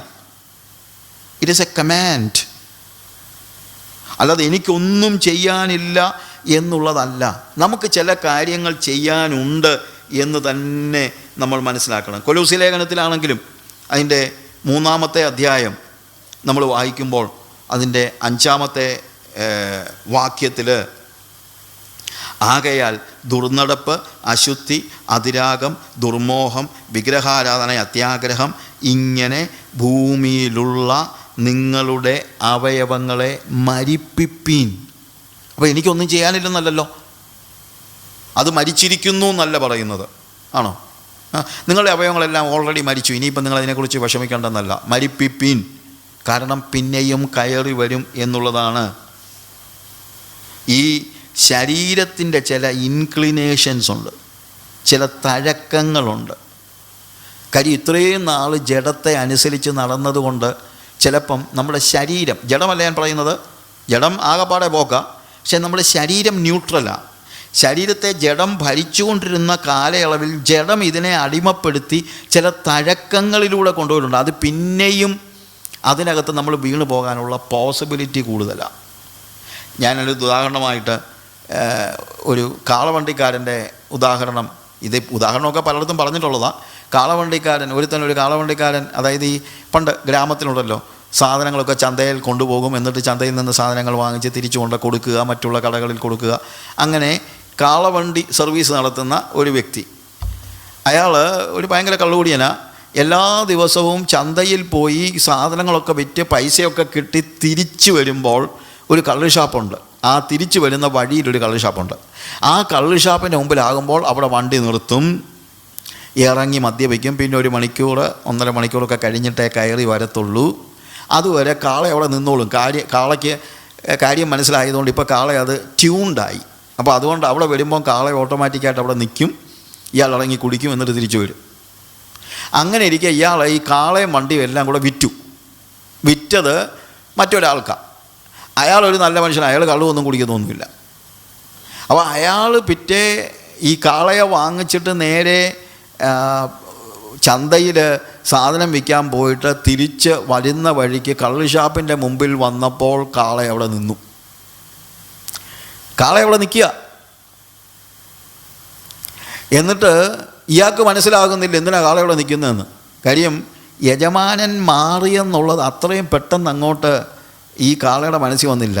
അപ്പം കാളയുടെ ചിന്ത എന്താ, യജമാനൻ ഇപ്പോൾ പോകും, കള്ള് കുടിക്കാൻ പോകും, അത് കഴിഞ്ഞ് 1.5 മണിക്കൂർ കഴിഞ്ഞാൽ തിരിച്ചു വരത്തുള്ളൂ, ഞാനിവിടെ നിൽക്കണം. ഇതാണ് കാളയുടെ മനസ്സിലായിരിപ്പ്. ഇയാൾ കാളയെ തൊഴിക്കുകയൊക്കെ ചെയ്തു, കാളെ എന്നൊക്കെ പറഞ്ഞിട്ടൊന്നും പോകത്തില്ല. കാര്യം ഇത്രയും നാളിത് പ്രാക്ടീസ് ചെയ്തതുകൊണ്ട് അത് വിട്ട് കളയാനൊരു വലിയ മടി. തൊഴി കിട്ടിയിട്ട് പോലും പോയില്ല. എന്നിട്ട് പിന്നെ ഈ കാളവണ്ടിക്കാരൻ ഇറങ്ങി ചാട്ടവാറ് കൊണ്ട് നല്ല പൊട്ടിയിൽ കൊടുത്ത് കഴിഞ്ഞിട്ടാണ് കാള മുന്നോട്ട് നീങ്ങുന്നത്. അപ്പോഴും കാളയ്ക്ക് ആദ്യമൊന്നും മനസ്സിലായില്ല, ഇതെന്തോ ഈ യജമാനൻ ഇതിങ്ങനെ കാണിക്കുന്ന. കാര്യം ഇന്നലെ വരെ ഉണ്ടായിരുന്ന ഒരു അനുഭവമല്ലല്ലോ. പക്ഷേ ഇടയ്ക്കൊരു കാര്യം സംഭവിച്ചു. എന്താണ്? കാളവണ്ടിക്കാരൻ മാറി. ഇതുപോലെ ഒരിക്കൽ ജഡത്തെ അനുസരിച്ച് നടന്ന നമ്മൾ ജഡത്തിൻ്റെ ഇഷ്ടങ്ങൾക്ക് നമ്മളെ തന്നെ ഏൽപ്പിച്ചു കൊടുത്ത ഒരു സമയമുണ്ടായിരുന്നു. അതനുസരിച്ച് കാര്യങ്ങളൊക്കെ ചെയ്തുകൊണ്ടിരുന്ന നമ്മൾ ജഡത്തെ ഇറക്കി വിട്ടാലും നമ്മുടെ ശരീരം പഴയ ചില പഴക്കങ്ങളിലും തഴക്കങ്ങളിലും പെട്ടുപോയിട്ടുണ്ടാകാനുള്ള സാധ്യതയുണ്ട്. അതുകൊണ്ട് എന്താണ്, നമ്മൾ തീർച്ചയായിട്ടും ഭൂമിയിലുള്ള നമ്മുടെ അവയവങ്ങളെ മരിപ്പിക്കണം. ഭൂമിയോടുള്ള ഇൻക്ലിനേഷൻ നമ്മൾ ഇല്ലാതെയാക്കണം. നമ്മളോട് പറയണം, ദേ കളവണ്ടിക്കാരൻ മാറി കേട്ടോ, പഴയ ജഡമല്ല ഇപ്പോൾ എൻ്റെ ശരീരത്തിൽ, ഇപ്പോൾ യേശു കർത്താവാണ്. ഇനിയിപ്പോൾ ജഡത്തിൻ്റെ ഇഷ്ടങ്ങൾക്ക് എൻ്റെ ശരീരത്തെ വിട്ടുതരുവാൻ യാതൊരു നിർവാഹവുമില്ല. എപ്പോഴും പറയണം ആ കാര്യം, നമ്മൾ പറഞ്ഞുകൊണ്ടിരിക്കണം. അങ്ങനെ മരിപ്പിക്കണം എന്നുള്ളതാണ്. അങ്ങനെ മരിപ്പിച്ച്, അഥവാ ഭൂമിയിലുള്ള അവയവങ്ങളെ മരിപ്പിക്കുക മാത്രമല്ല, റോമാലേഖനത്തിൽ നമ്മൾ വായിച്ച വേദഭാഗത്ത് തന്നെ, റോമാലേഖനം 6-ാം അധ്യായത്തിൽ അതിൻ്റെ 13-ാമത്തെ വാക്യത്തിൽ, നിങ്ങളുടെ അവയവങ്ങളെ അനീതിയുടെ ആയുധങ്ങളായി പാപത്തിന് സമർപ്പിക്കുകയും അരുത്, നിങ്ങളെ തന്നെ മരിച്ചിട്ട് ജീവിക്കുന്നവരായും നിങ്ങളുടെ അവയവങ്ങളെ നീതിയുടെ ആയുധങ്ങളായും ദൈവത്തിന് സമർപ്പിച്ചു കൊള്ളുവീൻ. എന്താ അവിടെ പറയുന്നത്? ഇനിയിപ്പോൾ പഴയതിന് പിന്നാലെ നിങ്ങൾ പോകാൻ പാടില്ല. നിങ്ങൾ പകരം ദൈവത്തിന് സമർപ്പിക്കണം. ഇന്നലെ വരെ നമ്മൾ ജഡത്തിന് സമർപ്പിച്ചിരുന്നതായ നമ്മുടെ അവയവങ്ങൾ, അവിടെ പറയുന്നു, നിങ്ങളുടെ അവയവങ്ങളെ അനീതിയുടെ ആയുധങ്ങളായി പാപത്തിന് സമർപ്പിക്കുകയും അരുത്. അനീതിക്ക് വേണ്ടി, പാപത്തിന് വേണ്ടി നമ്മൾ നമ്മുടെ അവയവങ്ങളെ സമർപ്പിക്കരുത്. പകരം നിങ്ങളെ തന്നെ മരിച്ചിട്ട് ജീവിക്കുന്നവരായും നിങ്ങളുടെ അവയവങ്ങളെ, നമ്മുടെ വേദ നമ്മുടെ ക്ലാസ്സിൽ നമ്മൾ ഉദ്ദേശിക്കുന്ന ഈ അവയവങ്ങളുമായിട്ട് ബന്ധപ്പെട്ടാണ്. നിങ്ങളുടെ അവയവങ്ങളെ നീതിയുടെ ആയുധങ്ങളായും ദൈവത്തിന് സമർപ്പിച്ചു കൊള്ളുവിൻ. അപ്പോൾ നമ്മൾ സറണ്ടർ ചെയ്യണം, ദൈവത്തിന് സമർപ്പിക്കണം. നമ്മൾ ക്രിസ്തുവിന് അവയവങ്ങളെ സമർപ്പിക്കുന്ന ഒരു അവസ്ഥ. അതുകൊണ്ടാണ് നമ്മൾ നേരത്തെ വായിച്ചത് 11-ാമത്തെ വാക്യത്തിൽ, അവണ്ണം നിങ്ങളും പാപസംബന്ധമായി മരിച്ചവരെന്നും ക്രിസ്തുയേശുവിൽ ദൈവത്തിന് ജീവിക്കുന്നവരെന്നും നിങ്ങളെ തന്നെ എണ്ണുവിൻ. പറ, കർത്താവേ, എൻ്റെ കയ്യെ നീ എടുക്കണം, സമർപ്പിക്കണം. ഒരു വലിയ സമർപ്പണം അനിവാര്യമാണ്. സമർപ്പിക്കണം. എൻ്റെ കൈകളെ സമർപ്പിക്കണം, എൻ്റെ കാലുകളെ സമർപ്പിക്കണം, എൻ്റെ കണ്ണിനെ സമർപ്പിക്കണം. സമർപ്പിക്കുന്നതായ ഒരു അവസ്ഥ. അത് വേദപുസ്തകത്തിൻ്റെ ഒരു പ്രധാനപ്പെട്ട ഉപദേശമാണ്. റോമാലേഖനത്തിൽ തന്നെയാണെങ്കിലും അതിൻ്റെ 12-ാം അധ്യായത്തിൽ നമ്മൾ വായിക്കുമ്പോൾ നമ്മൾ കാണുന്ന കാര്യം അതാണ്. അതിൻ്റെ 1-ാമത്തെ വാക്യത്തിൽ, സഹോദരന്മാരെ, ഞാൻ ദൈവത്തിൻ്റെ മനസ്സിൽ ഓർപ്പിച്ച് നിങ്ങളെ പ്രബോധിപ്പിക്കുന്നത്, നിങ്ങൾ ബുദ്ധിയുള്ള ആരാധനയായി നിങ്ങളുടെ ശരീരങ്ങളെ ജീവനും വിശുദ്ധിയും ദൈവത്തിന് പ്രസാദവുമുള്ള യാഗമായി സമർപ്പിപ്പിൻ. അപ്പോൾ നമ്മുടെ അവയവങ്ങളെ, നമ്മുടെ ശരീരത്തെ സമർപ്പിക്കണം. ആ സമർപ്പിക്കുമ്പോൾ അതിൻ്റെ പിന്നിൽ മനസ്സുമുണ്ട്. ഈ ലോകത്തിന് അനുരൂപമാകാതെ നന്മയും പ്രസാദവും പൂർണ്ണതയുമുള്ള ദൈവഹിതം ഇന്നതെന്ന് തിരിച്ചറിയേണ്ടതിന് മനസ്സ് പുതുക്കി രൂപാന്തരപ്പെടുവിൻ. അപ്പം മനസ്സ് പുതുക്കണം, അവയവങ്ങളെ സമർപ്പിക്കണം. ഇത് രണ്ടും വേണം. ഇല്ലെങ്കിൽ വലിയ അപകടമാണ്. ശരിക്കും 11-ാം അധ്യായമാണ് ഇതിൻ്റെ ഒരു ബാക്ക്ഗ്രൗണ്ട്. കാരണം ഈ 12-ാം അധ്യായം ഇംഗ്ലീഷിൽ തുടങ്ങുമ്പോൾ therefore brethren എന്ന് പറഞ്ഞാണ്. ആകയാൽ സഹോദരന്മാരെ ഞാൻ ദൈവത്തിൻ്റെ മനസ്സിൽ ഓർപ്പിച്ച്. ആകയാൽ എന്ന് പറയുമ്പോൾ അതിൻ്റെ പിന്നിലത്തെ ഭാഗങ്ങളൊക്കെ അതിനകത്ത് വിഷയമാണ്. പിന്നിലത്തെ ഭാഗം റോമാലേഖനം 11-ാം അധ്യായത്തിൽ നമ്മൾ കാണുന്നതായ അതിൻ്റെ 17 മുതലുള്ള വാക്യങ്ങൾ മൊത്തമായിട്ട് ഞാൻ പറയുന്നില്ല. കൊമ്പുകളിൽ ചിലത് ഒടിച്ചിട്ട് കാട്ടൊലിവായ നിന്നെ അവയുടെ ഇടയിൽ ഒട്ടിച്ച് ചേർത്ത് ഒലിവ് മരത്തിൻ്റെ ഫലപ്രദമായ വേരിന് പങ്കാളികളായി തീർന്നു എങ്കിലോ കൊമ്പുകളുടെ നേരെ പ്രശംസിക്കരുത്. അപ്പോൾ ബാക്ക്ഗ്രൗണ്ട് എന്താണെന്ന് ചോദിച്ചാൽ, നമ്മൾ കാട്ടൊലിവായിരുന്നെന്നാണ്. അതായത് നമ്മൾ പാപത്തിന് അധീനരായിരുന്നു. നമ്മളാരും വിശുദ്ധന്മാരൊന്നും ആയിരുന്നില്ല. ഇത് യഹൂദന്മാരുമായിട്ട് റിലേറ്റഡ് ആയിട്ടാണ് ഇത് പറയുന്നതെങ്കിലും ശരിക്കും പറഞ്ഞു കഴിഞ്ഞാൽ നമ്മുടെ അവസ്ഥ എന്താണ്? നമ്മളുടെ അവസ്ഥ കാട്ടൊലിവായിരുന്നു. നമുക്കിവിടെ വരാനുള്ള യാതൊരു യോഗ്യത ഉണ്ടായിരുന്നില്ല. ദൈവവുമായി യോജിച്ച് ദൈവത്തോട്, അവിടെ കൊമ്പ് എന്ന് പറയുമ്പോൾ, അല്ലെങ്കിൽ ഒലിവ്, അവിടെ ശരിക്കും പറഞ്ഞു കഴിഞ്ഞാൽ ആ കർത്താവിനോട് നമ്മളെ ചേർത്തിരിക്കുകയാണ്. ആ കർത്താവിനോട് ചേരത്തക്ക രീതിയിൽ യോഗ്യത ഉണ്ടായിരുന്ന ആളുകളൊന്നുമല്ല നമ്മൾ വെറും കാട്ടൊലിവുകളായിരുന്നു എന്നുള്ളത് നമ്മൾ മനസ്സിലാക്കണം. എന്നിട്ട് നമ്മളെ യോജിപ്പിച്ചു. പക്ഷേ യോജിപ്പിക്കാൻ വേണ്ടി പൗലോസ് പറയുകയാണ്, സ്വാഭാവിക കൊമ്പുകളായിരുന്ന യഹൂദന്മാരെ ഒടിച്ചു കളഞ്ഞു. കൊമ്പുകളിൽ ചിലത് ഒടിച്ചിട്ട് കാട്ടൊലിവായ നിന്നെ അവയുടെ ഇടയിൽ ഒട്ടിച്ച് ചേർത്തു എങ്കിൽ. നോക്കുക, നമ്മളെ ഒട്ടിക്കുന്നതിന് ചില കൊമ്പുകളെ അവൻ ഒടിച്ചു കളഞ്ഞു. എന്തുകൊണ്ടാണ് ഒടിച്ച് കളഞ്ഞത്? താഴോട്ട് വായിക്കുമ്പോൾ, എന്നാൽ എന്നെ ഒട്ടിക്കേണ്ടതിന് കൊമ്പുകളെ ഒടിച്ചു കളഞ്ഞു എന്ന് നീ പറയും. ശരി, അവിശ്വാസത്താൽ അവ ഒടിഞ്ഞുപോയി, വിശ്വാസത്താൽ നീ നിലനിൽക്കുന്നു. അപ്പോൾ അവരെ ഒടിച്ചു കളഞ്ഞ യഹൂദന്മാരെ എന്തുകൊണ്ടാണ് കർത്താവ് ഉപേക്ഷിച്ച് കളഞ്ഞത്? കുറച്ച് നാളായിട്ട് ഇവന്മാരെയൊക്കെ അങ്ങ് മടുത്തു, എന്നാൽ പിന്നെ വേറെ പുതിയ ആൾക്കാരെ ആരെയും നോക്കിക്കൊള്ളാമെന്നുള്ളതല്ല. അങ്ങനെ ദൈവം ഒരിക്കലും ചെയ്യത്തില്ല. ദൈവം ഒരിക്കലും അനീതി ചെയ്യുന്ന ദൈവമല്ല. യഹൂദന്മാരെ ഒടിച്ചു കളഞ്ഞത് ദൈവം അനീതി ചെയ്തതല്ല. അവരുടെ അവിശ്വാസം ഹേതുവായി അവർ ദൈവത്തോട് പറ്റിച്ചേർന്ന് നിൽക്കാഞ്ഞതുകൊണ്ട് അവരെ ഒടിഞ്ഞു പോയതാണ്. അഥവാ അവർക്ക് ചേർന്ന് നിൽക്കുവാനുള്ള ഒരു മനസ്സില്ലായിരുന്നു. അവരെ കർത്താവ് ഒടിച്ചു കളഞ്ഞു എന്ന് വെച്ചോ. അവർ ഒടിച്ചു കളഞ്ഞത് അവർക്ക് നിൽക്കാൻ ആഗ്രഹമില്ലാഞ്ഞത് കൊണ്ടാണ്, അവിശ്വാസത്താൽ. അതായത് അവർ ഒരു കൊമ്പ് ഒലിവ് തൈയിൽ ചേർന്ന് നിന്നാൽ ആ ഒലിവിൽ നിന്ന് ഈ കൊമ്പ് എല്ലാം സ്വീകരിക്കണം, അല്ലേ? ആ കൊമ്പിന് സ്വന്തമായിട്ടൊന്നുമില്ല. അതിൻ്റെ ജീവരസം എവിടെ നിന്നുള്ളതാണ്? ഒലിവിൽ നിന്നുള്ളതാണ്. മുന്തിരിയുടെ കാര്യം അങ്ങനെയാണ്. മുന്തിരിയുടെ കൊമ്പും മുന്തിരി വള്ളിയും.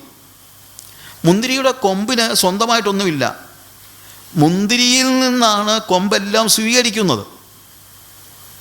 മുന്തിരിയിൽ നിന്ന് കൊമ്പ് സ്വീകരിക്കാതിരുന്നാൽ സ്വാഭാവികമായി ഒടിഞ്ഞു പോകും, അഥവാ അത് വിതേർഡ് അല്ലെങ്കിൽ ചീഞ്ഞു പോകും. അത് സ്വാഭാവികമാണ്. ഇതുപോലെ യഹൂദന്മാർ അവിശ്വാസത്താൽ എന്ന് വെച്ച് കഴിഞ്ഞാൽ അവരെ ദൈവത്തിൽ നിന്ന്, ദൈവം അവരെ ചേർത്ത്, പക്ഷേ അവർ ദൈവത്തിൽ നിന്ന് സ്വീകരിക്കുന്നതൊക്കെ നിർത്തി. അവർ സ്വയമായിട്ട് കാര്യങ്ങളൊക്കെ ചെയ്യാൻ തുടങ്ങി. ഒടിഞ്ഞുപോയി. എന്നിട്ട് നിന്നെ ചേർത്തു. പക്ഷേ പൗലോസ് പറയാണ്, ഞെളിയാതെ ഭയപ്പെടുക. 20-ാമത്തെ വാക്യത്തിൽ, സ്വാഭാവിക കൊമ്പുകളെ ദൈവം ആദരിക്കാതെ പോയെങ്കിൽ നിന്നെയും ആദരിക്കാതെ വന്നേക്കും. അതുകൊണ്ട് നീ എന്തു ചെയ്യണം? നീ ചേർന്ന് നിന്നോണം. കൊമ്പുകളുടെ നേരെ പ്രശംസിക്കരുത്. വേർ നിന്നെയാണ് ചുമക്കുന്നത്. താഴേന്ന് മുകളിലോട്ട് വല്ലതും കിട്ടിയില്ലെങ്കിൽ കൊമ്പേ നിനക്ക് നിൽക്കാൻ കഴിയുകയില്ല. ആകയാൽ ദൈവത്തിൻ്റെ ദയയും കണ്ണിതവും കാണുക. വീണവരിൽ ദൈവത്തിൻ്റെ കണ്ണിതവും നിന്നിലോ.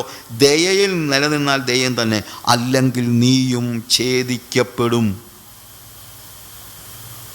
നോക്കുക, ആ വേദഭാഗം നമ്മൾ വായിച്ച് വരുമ്പോൾ അതിനോട് ചേർന്നാണ് പറയുന്നത്. അതുകൊണ്ട് നീ എന്ത് ചെയ്തോണം?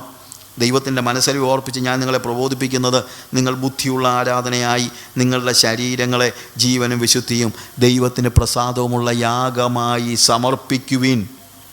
നമ്മൾ കാട്ടൊലിവുകളായിരുന്നു, നമ്മളെ യോജിപ്പിച്ചു. പക്ഷേ നമ്മുടെ അവയവങ്ങളെ ആ സ്വർഗീയ ഒലിവിനോട് യോജിപ്പിച്ച് നിർത്തി. ആ ഒലിവിൽ നിന്ന് നമ്മൾ ജീവരസം സ്വീകരിക്കുന്നില്ലെങ്കിൽ നമ്മൾ ഒളിഞ്ഞു പോകും. അതുകൊണ്ട് നിങ്ങൾ ചേർന്ന് നിൽക്ക്, സമർപ്പിക്ക്, ഏൽപ്പിച്ചു കൊടുക്ക്. ദൈവത്തിൽ നിന്നെല്ലാം സ്വീകരിക്ക്. ലോകത്തിൽ നിന്നല്ല, എല്ലാം ദൈവത്തിൽ നിന്ന് സ്വീകരിക്കുക. നിങ്ങളുടെ അവയവങ്ങളെ ജീവനും വിശുദ്ധിയും ദൈവത്തിന് പ്രസാദവുമുള്ള യാഗമായി സമർപ്പിപ്പിൻ. ദൈവത്തിന് ഏൽപ്പിച്ചു കൊടുക്കണം. നമ്മുടെ ശരീരങ്ങളെ, നമ്മുടെ അവയവങ്ങളെ.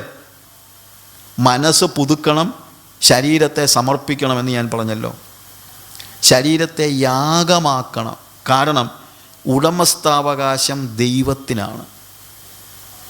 നമ്മൾ പറഞ്ഞു, കൊരിന്ത്യലേഖനത്തിൽ നമ്മൾ വായിച്ചപ്പോൾ പറഞ്ഞല്ലോ, നിങ്ങളെ വിലയ്ക്ക് വാങ്ങിയിരിക്കയാൽ നിങ്ങൾ താന്താങ്ങൾക്കുള്ളവർ അല്ല. ഇവിടെയും പറയുന്നത് യാഗമായി സമർപ്പിക്കാനാ. യാഗം എന്ന് പറയുന്നത് ശരിക്കും ഉടമസ്ഥാവകാശത്തിൻ്റെ കൈമാറ്റമാണ്.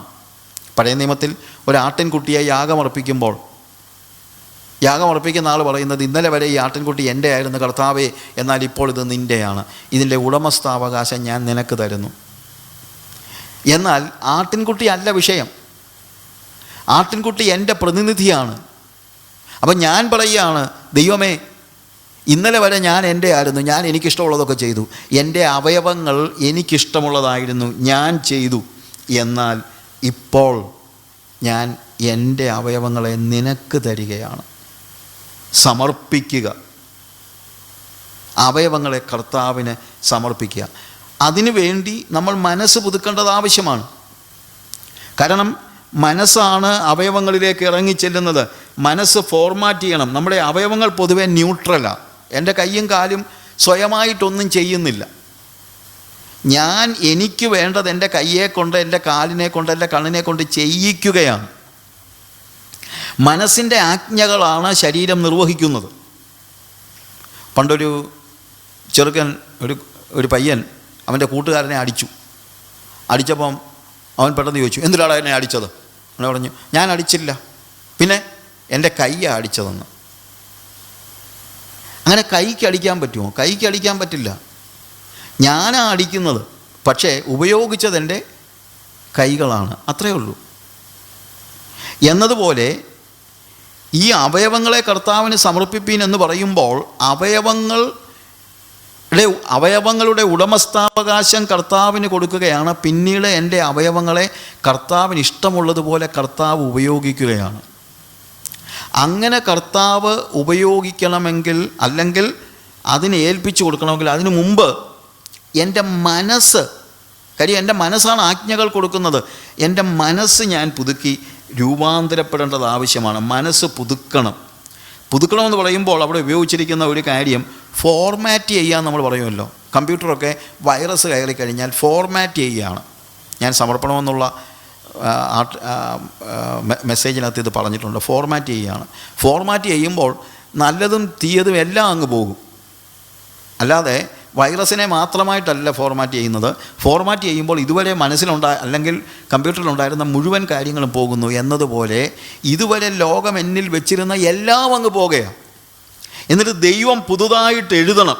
ഇതുവരെ എഴുതിയതെല്ലാം മായ്ച്ചു കളയണം. അപ്പോഴാണ് നന്മയും പൂർണ്ണതയും ദൈവത്തിന് പ്രസാദവുമുള്ള അതെന്താണെന്ന് ഞാൻ അറിയുന്നത്.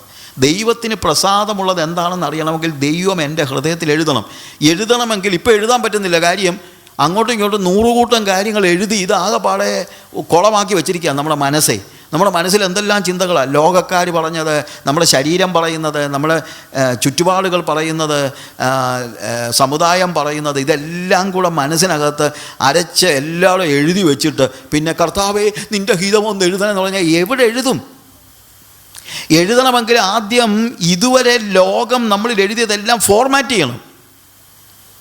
ഫോർമാറ്റ് ചെയ്താൽ അവൻ എഴുതും. ആ എഴുതുമ്പോൾ അവൻ്റെ ഹിതം എന്താണെന്നുള്ളത് ഞാൻ അറിഞ്ഞാൽ അത് ചെയ്യാൻ എൻ്റെ അവയവങ്ങളെ ഞാൻ എന്തു ചെയ്യുകയാണ്? ഞാൻ ഏൽപ്പിച്ചു കൊടുക്കുകയാണ്. ഓരോ അവയവവും ദൈവത്തിൻ്റെ ഹിതം ചെയ്യണം. ഓരോ അവയവവും അങ്ങനെ ദൈവഹിതം ചെയ്യാനായിട്ട് ഓരോ അവയവത്തെയും ഞാൻ ഏൽപ്പിച്ചു കൊടുക്കണം. നമ്മുടെ ഈ സെഷൻ ഇവിടെ അവസാനിക്കുമ്പോൾ നമ്മൾ ഓർക്കുക, നമ്മുടെ ജീവിതത്തിൽ എത്ര കൃത്യമായി നമ്മൾ മനസ്സിലാക്കണം ദൈവം ഉദ്ദേശിക്കുന്ന നിലയിൽ നമ്മുടെ അവയവങ്ങളെ. അതവിടെ പറയുന്നത് നമ്മൾ സദൃശവാക്യങ്ങളിൽ നമ്മൾ വായിച്ച വേദഭാഗമാണ്. അല്ല, അവയവങ്ങളുടെ കാര്യമാണ് പറയുന്നത്. ഹൃദയവും അവയവങ്ങളും. ആ അവയവങ്ങൾ എല്ലാം ദൈവം വെറുക്കുന്ന അവയവങ്ങളാണ് അത് അവിടെ പറയുന്നത്. അത് നമുക്ക് പഠിക്കാം. എന്നാൽ ദൈവം വെറുക്കുന്ന അവയവങ്ങളായിരിക്കുന്ന അവസ്ഥ മാറി ദൈവം പ്രസാദിക്കുന്ന അവയവങ്ങളായി നമ്മുടെ അവയവങ്ങളെ മാറ്റണം. ദൈവത്തിന് പ്രസാദമുള്ള യാഗമായി നമ്മുടെ അവയവങ്ങളെ നമ്മൾ സമർപ്പിക്കണം. അതിനുവേണ്ടി ദൈവം നമ്മുടെ ജീവിതത്തിൽ ചില എഴുത്തുകൾ എഴുതണം. എന്തെഴുത്ത്? അവൻ്റെ ഹിതം എഴുതണം. പാപത്തിന് അടിമകളല്ല നമ്മൾ. നമുക്കൊരു വിശുദ്ധ ജീവിതം ജീവിക്കുവാനുള്ള ശക്തി കർത്താവ് തന്നിട്ടുണ്ട്. പാളിച്ചകൾ വന്നാൽ അതിൽ നിന്ന് വീണ്ടെടുക്കുവാനും വിടുവിക്കുവാനും കർത്താവ് വിശ്വസ്തനാണ്. ഇവിടെ ഒരു വിശുദ്ധ ജീവിതം ജീവിക്കാനാ ദൈവം നമ്മളെക്കുറിച്ച് ഉദ്ദേശിക്കുന്നത് എന്നുള്ളതിന് സംശയമൊന്നും വേണ്ട. അതിന് നമ്മളെ തന്നെ ദൈവത്തിന് സമർപ്പിക്കണം. ഒരു നിമിഷം കണ്ണുകളെ അടയ്ക്കാൻ. സ്വർഗ്ഗപിതാവേ,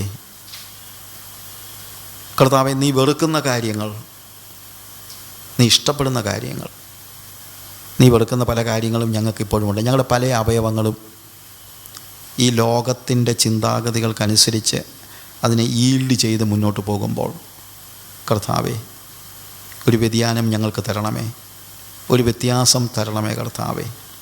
പൂർണ്ണമായും ദൈവഹിതം ഇന്നതെന്ന് തിരിച്ചറിഞ്ഞുകൊണ്ട് അതിനുവേണ്ടി ഞങ്ങളുടെ അവയവങ്ങളെ ഞങ്ങൾ സമർപ്പിക്കുന്നു. ജീവനുള്ള യാഗമായി സമർപ്പിക്കുന്നു. ഒരിക്കലൂടെ ഞങ്ങൾ ഏറ്റുപറയുന്നു, ഞങ്ങളുടെ അവയവങ്ങളുടെ ഉടമസ്ഥാവകാശം നിനക്കാണ്. അതിനെ നീ തന്നെ ഉപയോഗിക്കണമേ. അതിന് ഞങ്ങളെ തന്നെ സമർപ്പിക്കുന്നു. യേശുവിൻ്റെ നാമത്തിൽ തന്നെ ആമേൻ.